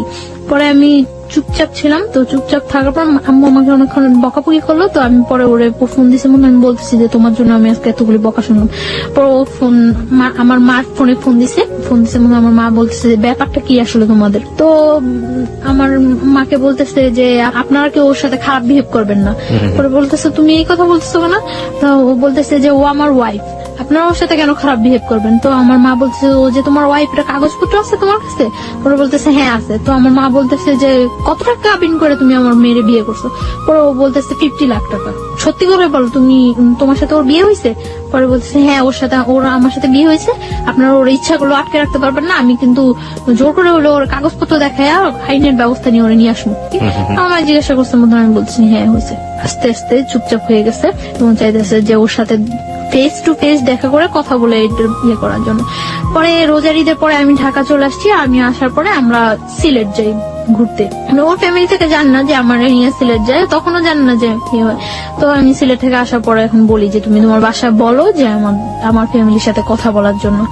তো ওর বাসার কিছুতে এটা বলতে পারে না। আমি ওর বাসায়ও যাই, তখন ওর বাসায়ও যাতায়াত করি, ফ্যামিলির সবার সাথে আমার সাথে পরিচয় আছে। তো আমি একদিন ওর বাসায় যাই। বাসায় যাওয়ার পরে আমার সামনে ওর বোনের আমি সিরিয়াসলি বলি, বাট ও হাসতেছে। তো ওর বোন এটাও ততটা সিরিয়াসলি নেয় না। কিছুদিন পরে আমার আব্বু আম্মু ঢাকা আসে। আমার মার সাথে ফেস টু ফেস দেখা করার পর আমার মা বলছে ওরা যে তুমি কি করতে চাও এখন? তো কি করে ও আমার বলে যে কাগজপত্র ইয়ে করে আমরা কাজী দিয়ে ইয়ে করি, রেজিস্ট্রেশন করি। আচ্ছা ঠিক আছে, ওকে।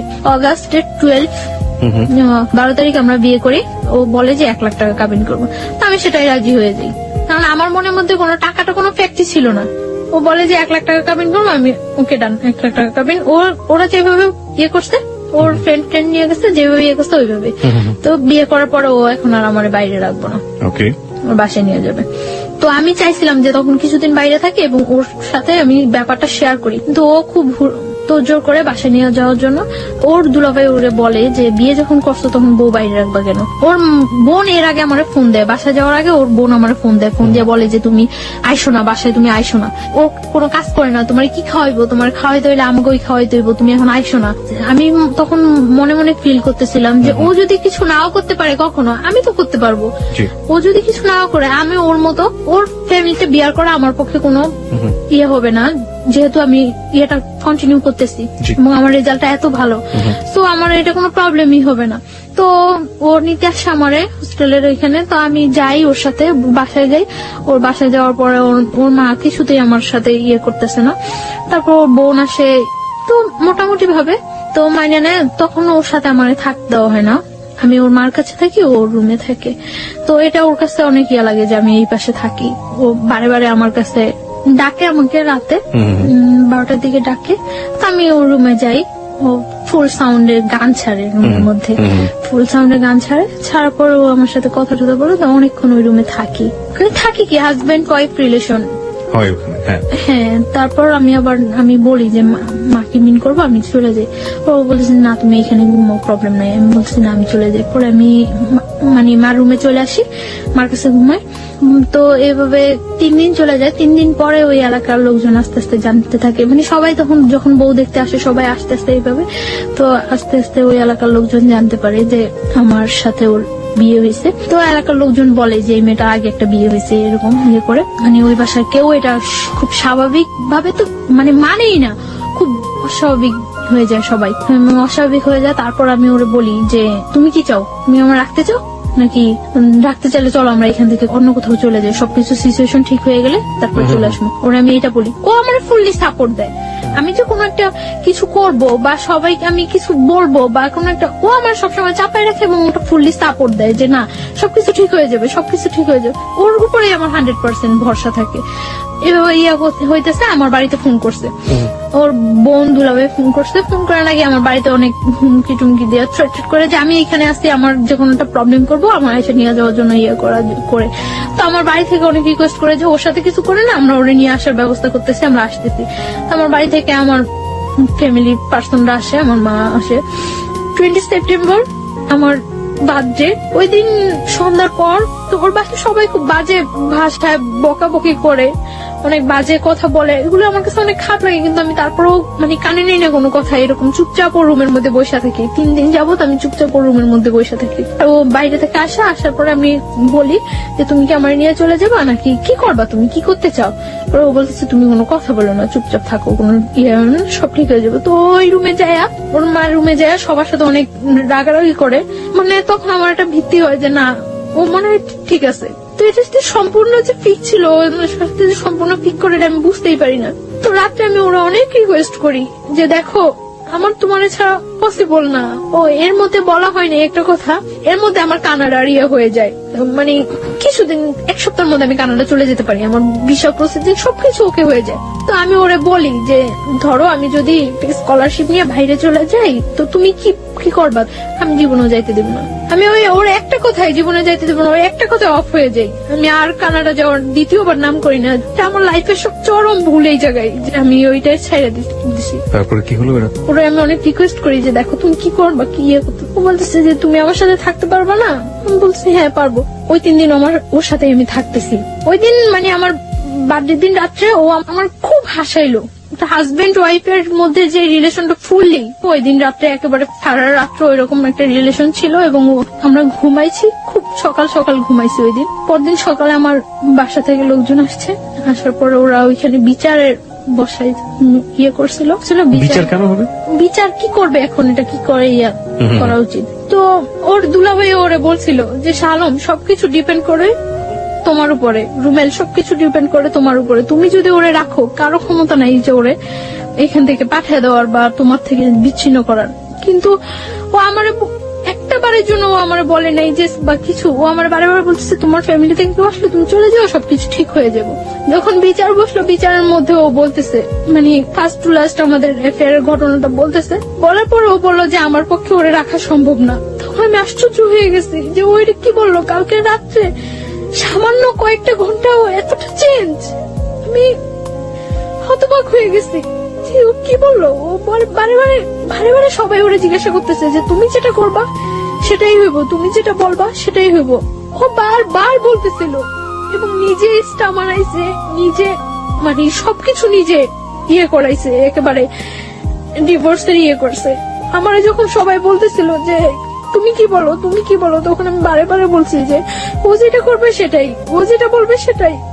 আমি বারবার চাইছিলাম যে ও একটা কথা বলুক যে না আমি ওরা বিয়ে করছি, ওরা আমি লাভ করে ওরা আমার পক্ষে ছাড়া সম্ভব না, কিন্তু ও এই কথাটা বলে নাই। তখন আমি ওর রুমে ডাইকে নিয়ে যাই। আমি ওরা বলি যে আমি তো, তুমি কি একবার চিন্তা করতেছো যে আমি তোমার কাছ থেকে কতটা দূরে সরে যেতেছি, জীবনেও তুমি আর আমার পাইবা না। পরে ও বলতেছে তুমি চিন্তা করো না, সবকিছু ঠিক হয়ে যাবো। তখন ও আমার এই কথাটা বলতেছে। তখন আমি ওরা বলতেছি যে আমি তো চলে যেতেছি, তুমি আমার অনেক কিছু ওই ঘরে, অনেক কিছু অনেক স্মৃতি আমার ওই ঘরে। আমি ওরে পাঞ্জাবি করে দিয়েছিলাম হাতে সেলাই করা। তখন আমি ওরে বলি যে আমার একটা জিনিস দিবা। পরে বলতেছি কি, আমি বলতেছি তোমার ক্যামেরা থেকে মেমোরিটা আমারে দিয়ে দাও, এই ছবিগুলো আমি নিয়ে যাই সাথে। পরে ও আমার মেমোরিটা দিতে রাজি হয়নি। তখন মানে কাটসিট হয়ে গেছে, 50,000 টাকা দিয়ে দিবে। তো আমি ওরে বলতেছি যে এটা কি হইতেছে, আমার বলতেছো যে তুমি আমি চলে যাওয়ার জন্য, তাহলে তো ডিভোর্সের টাকার এগুলোর কোনো প্রশ্ন জাগতেছে না। তখন ও আমার বলতেছে যে ওকে হয়ে যাবো, টাকাটা রেখে দাও, পরে যখন তোমার নিয়ে আসবো তখন ব্যাগ দিয়ে দিলেই হইব। তখন আমি ওরা 100% বিলিভ করছি। আমি টাকাটা হাতে নিতে চাইনি, ও বলতেছে নেও নাও। পরে আমি নিয়ে আমার মার কাছে দিয়ে দিছি টাকাটা। আমি সবাই বলছে যে টাকা দেওয়ার পরে ডিভোর্স হয়ে যাওয়ার পরে ওরা এখানে আর একটু থাকতে পারবো না, আমাদের সাথে বের হয়ে যেতে, মানে আমার ফ্যামিলি পার্সন গুলো উইথ আমি।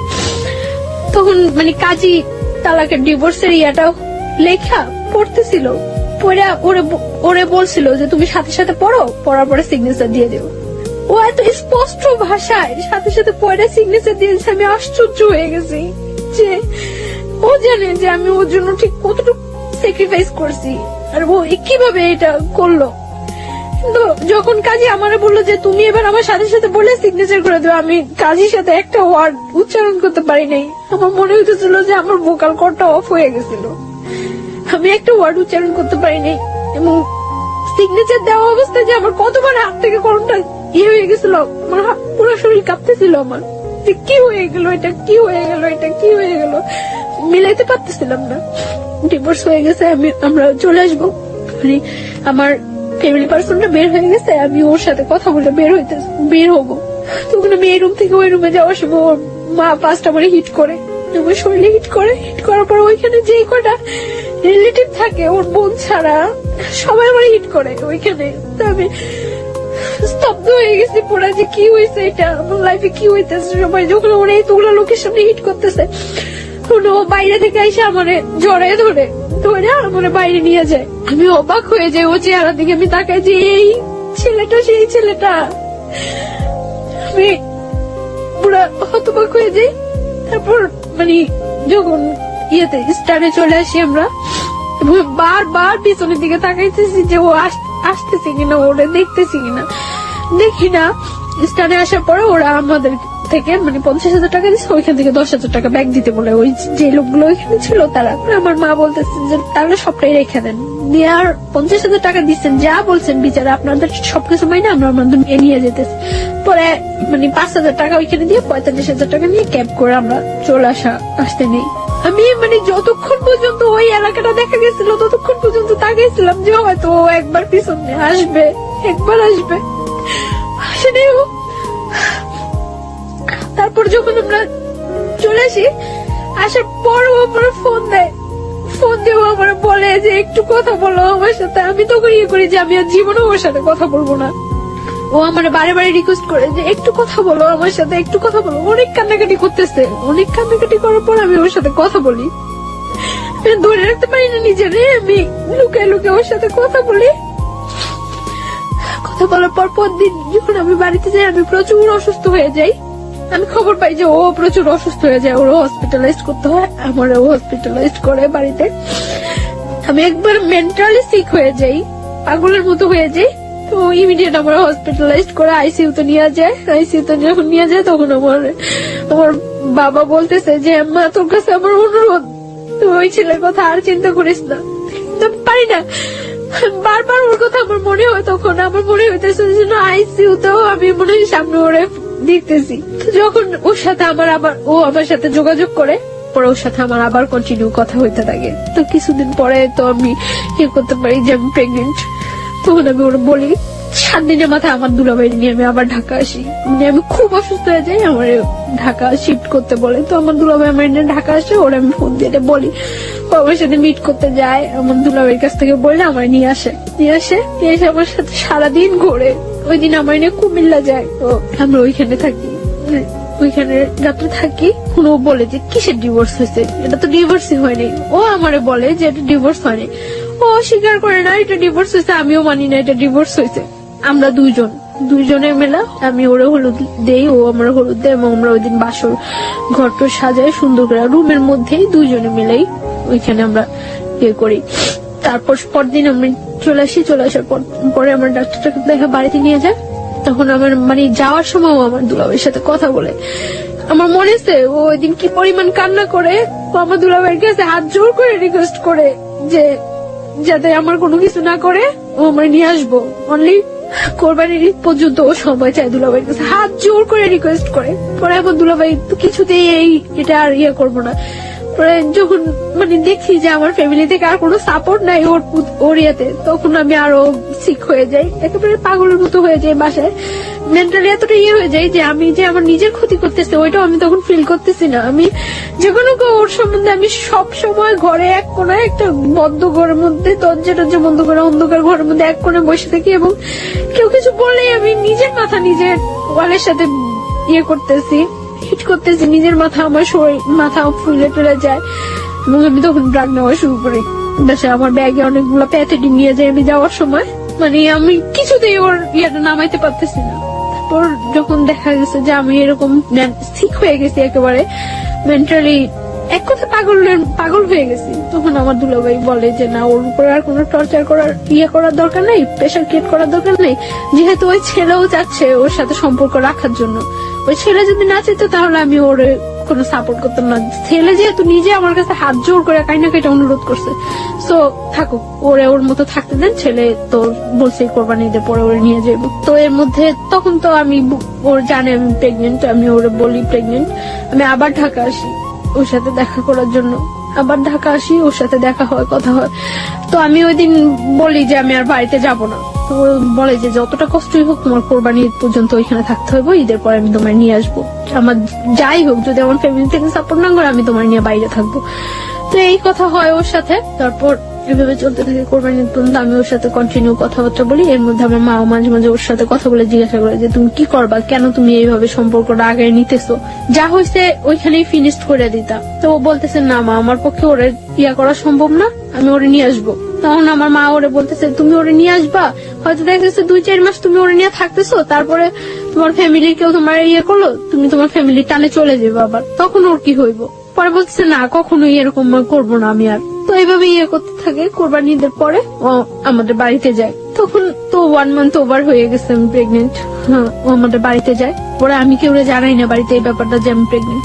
তখন আমার বাড়িতে যাওয়ার পরে যেভাবে একটা গেস্ট আসলে যা করা হয়, ঠিক ওর সাথে ওই ব্যাপারটাই খুব সুন্দর ব্যবহার করছে সবাই।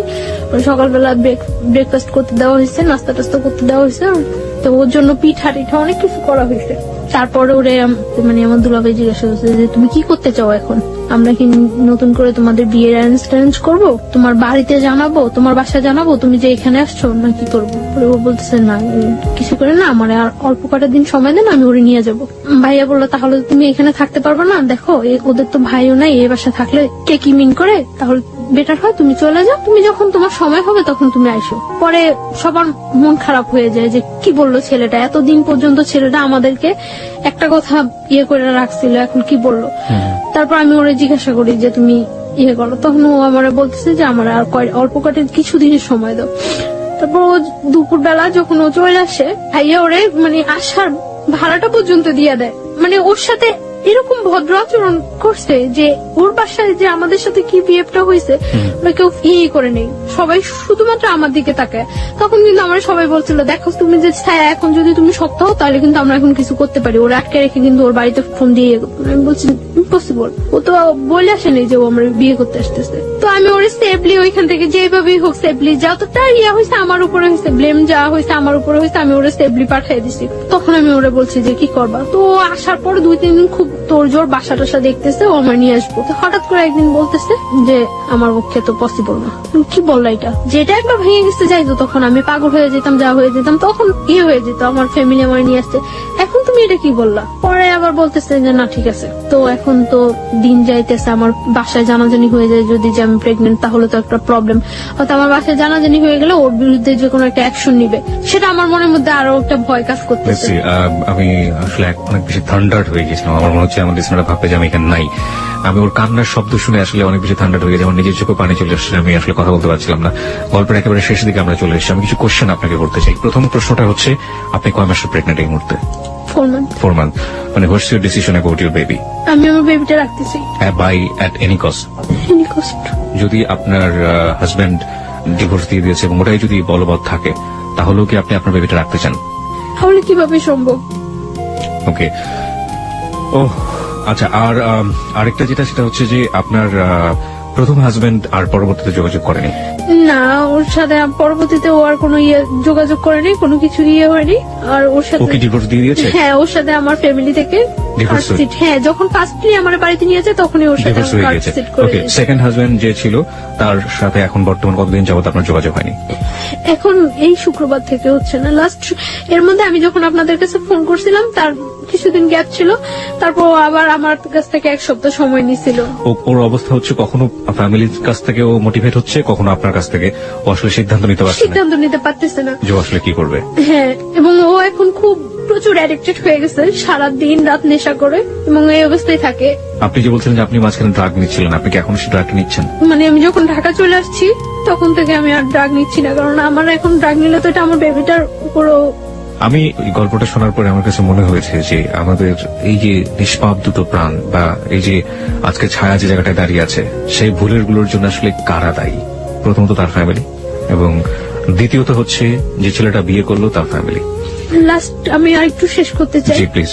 যেদিন আমি ঢাকা আসছি ওই দিন ও আমার ভোরবেলা আনতে গেছে, আনার পর ভোরবেলা আহিনা আমার একটা হোটেলে উঠছে, উঠার পরে 1টা পর্যন্ত আমরা হোটেলে ছিলাম। তখন ওর সাথে আমার সাথে হাজবেন্ড ওয়াইফ রিলেশন কন্টিনিউ হচ্ছে, কারণ ও বিলিভ করে না ওর সাথে আমার ডিভোর্স হয়েছে, আমিও বিলিভ করি না। আর তাছাড়া তো আমি তো প্রেগনেন্ট। তারপরে আমার একটা জব নিছি আমি হসপিটালে, ওইখানে বাসা টাসা নিয়ে উঠছি। তো ওইখানে যাতায়াত করে যাচ্ছে আসছে ইয়ে করছে এইভাবে। এখন তো 3 মাস ওভার হয়ে গেছে। তো আমি বললাম যে এইভাবে তো হচ্ছে না, কারণ আমাদের মধ্যে আরেকটা লাইফ আছে, আরেকটা জীবন বাড়তেছে। তো আমি ওরা বলি যে এটা তুমি কিভাবে ইয়ে করবা, তো করতেছে না। তারপর আমি ওর বোনের ফোন দিয়া জানাইছি, ওর বোন ডাইরেক্টলি বলতেছে যে এটা যে ওর বেবি তার কি প্রুফ আছে। তারপর আমি বলছি যে ওরে জিজ্ঞাসা করার জন্য। আমি জানি না সত্য মিথ্যা কতটুকু, কে সত্য কথা বলতেছে কে মিথ্যা কথা বলতেছে। ওর বোন নাকি ওরে জিজ্ঞাসা করছিল, ও নাকি অস্বীকার করছে যে না এরকম কোনো বেবি টেবি নাই, এগুলি কিছুই আপনি না। সেই সত্যটাকে আপনি কিভাবে নেবেন সেটা আপনার একেবারে ব্যক্তিগত ব্যাপার, কিন্তু আমার মনে হচ্ছে কিছু একটা বলা উচিত। সেই বলার জায়গাটা থেকে আমি যেটা বলতে চাই, আপনার যাকে আপনি লাভ করেন, আপনার হাজবেন্ড, আপনার প্রিয় মানুষ, তার প্রতি শ্রদ্ধা রেখে, আপনার ভালোবাসার প্রতি শ্রদ্ধা রেখে আমি যেটা বলতে চাই, সে যে কাজটা করেছে মহা অন্যায় করেছে। প্রথম কথা হচ্ছে এটা কেন করেছে? আপনাকে যখন তার ফ্যামিলির চাপে ডিভোর্সের মতো কাজটাই করলো এবং বললো যেটা ম্যানেজ হয়ে যাবে, সেটা ম্যানেজ করে এত বড় গর্হিত অপরাধ সে যখন করতে পারলো, তখনই কিন্তু আপনার ধারণা নেওয়া উচিত ছিল যে এই ছেলেটাকে দিয়ে আপনি এত বড় রিস্ক লাইফে নিতে পারবেন না। 1, 2 নাম্বার হচ্ছে আপনি এখনো তার আশা করে আপনি বেবিটাকে আপনার পেটের মধ্যে বড় করছেন, আপনার শরীরের মধ্যে বড় করছেন।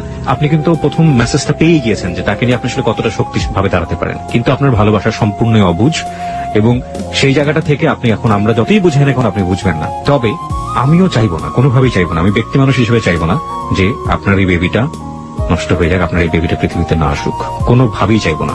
এবং কিন্তু আপনি মানুষ হিসেবে যে বাস্তবতা ফেস করেছেন, আপনার বেবি পৃথিবীতে আসার পরে কোন বাস্তবতা ফেস করবে সেটা আমরা একেবারেই অনিশ্চিত। আর লাস্ট আমি সুইসাইড অ্যাটেন্ড করছিলাম, সুইসাইড অ্যাটেন্ড করার পর ও আবার আমার কাছে গেছিল, যে আমার বলতেছিল যে যাই হোক এই বেবিটা নষ্ট করা যাবে না, আর এই বেবিটা ওর পরিচয় বড় হইব। কিন্তু গতকালকে আমার ওর বোনের সাথে কথা হয়েছে, ওর বোনের নাকি ও বলছে যে না ওর কোনো বেবি নাই, ও আমার মতো মেয়েরা নাকি ঘরে নিতে চায় না। অথচ একটা সপ্তাহ আগে গত শুক্রবার, এই শুক্রবার আগে শুক্রবার ও আমার কাছ থেকে যখন যায়, আমার বাসা থেকে যখন যায় তখন ওর রিকোয়েস্ট করে যায়। এই শুক্রবার ওর সাথে আমার সাথে ফোনে কথা হয়েছে। ওকে, আপনি আমাকে একটু বলবেন যে ওর ফ্যামিলি কাছে কি ও কি ধরনের বাধা? ওর ফ্যামিলি কি ওকে ত্যায্যপুত্র করে দিতে পারে বা এরকম কিছু কি? আমি জানি না ওর ফ্যামিলি থেকে ওরা কি করবো না করবো, আমি এটা ইয়ে করতে পারি না। তবে আমার মনে হয় না কোনো মা কোনো বোন চায় যে তার ভাইটা বা তার সন্তানটা কষ্টে থাকুক, এটা কেউ চায় না। আমি জানি ও আমার অনেক লাভ করে এবং আমার জন্য ওই যে বললাম না এখন 24 ঘন্টা ও শুধু নেশা করে, 24 ঘন্টা। শুধু এটাই বলতে চাই যে যেই ছেলেটা এতটুকু পরিমাণে ইয়ে করে এটা বোঝা উচিত যে সে আমার কতটুকু লাভ করে। আর শুধু সে একটাই, আমার কাছে ওর একটা চিঠি আছে যে ও যাওয়ার আগে রেখে গেছিল আমার বাসায়। চিঠিটা কি আছে আপনার কাছে এই মুহূর্তে? Give me that letter. আচ্ছা, আপনার অনুমতি পেলে আমরা চিঠিটা পড়তে পারি, রাইট? ওকে, এই চিঠিটা দিয়ে আমাদের গল্পটা শেষ হবে। আমি চিঠিটা পড়তে চাই। ও লিখেছে হচ্ছে আমাকে, প্রথমটা ছিল আমাকে ভুল বুঝো না, ভালোবাসি। তারপর লিখেছে জান জানো আমার সারাটা জীবন কান্না করে কাটাতে হবে। আমি জানি যা করছি সব ভুল, কিন্তু আমি কি করব? মা বোন পাড়া প্রতিবেশী একদিকে, তুমি একদিকে, কি করব জানি না। আমার কপালে হয়তো লেখা ছিল সারা জীবন তুমি আমার থাকবে, কিন্তু সেটা আর হলো না। আল্লাহ যা করে ভালোর জন্য করে, ভালো থাকবা, ঠিক মতো চলাফেরা করবা, নিজের যত্ন নিবা। আর আমি নেশা করতে করতে হয়তো কোনো রাস্তা বা মেডিকেলে থাকবো, মৃত বা জীবিত। এটাই আমার জীবন। চোখের পানি আটকাতে পারিনি, তাই তোমার খাতাটা নষ্ট হলো। হ্যাঁ, এবং সেটা ঠিকই আছে। ও যেটা বলেছে যে খাতার এক পাশটা অনেক ভিজে গিয়েছে। খাতা মানে হচ্ছে আসলে যে পেজটাতে লিখেছে সেটা অনেকটা ভেজা, এবং ভেজার কারণে কলমের কালিগুলো নষ্ট। চলে গেলাম, ভালো থেকো, আই লাভ ইউ। আচ্ছা, আরো অনেক অনেক কথা লিখেছিল, লাভ ইউ টু। আচ্ছা, অনেক অনেক অনেক, কোনো ভুল করলে ক্ষমা করো। তোমার ভালোবাসা সেটা সারা জীবনও ভোলার মতো না। 1 জীবন, 2 জীবন, 3 জীবন, শত শত জীবন পেলেও ভুল বোঝো না। শুধু তোমাকে চাই, তোমাকে চাই। আই লাভ ইউ জান, সোনা পাখি।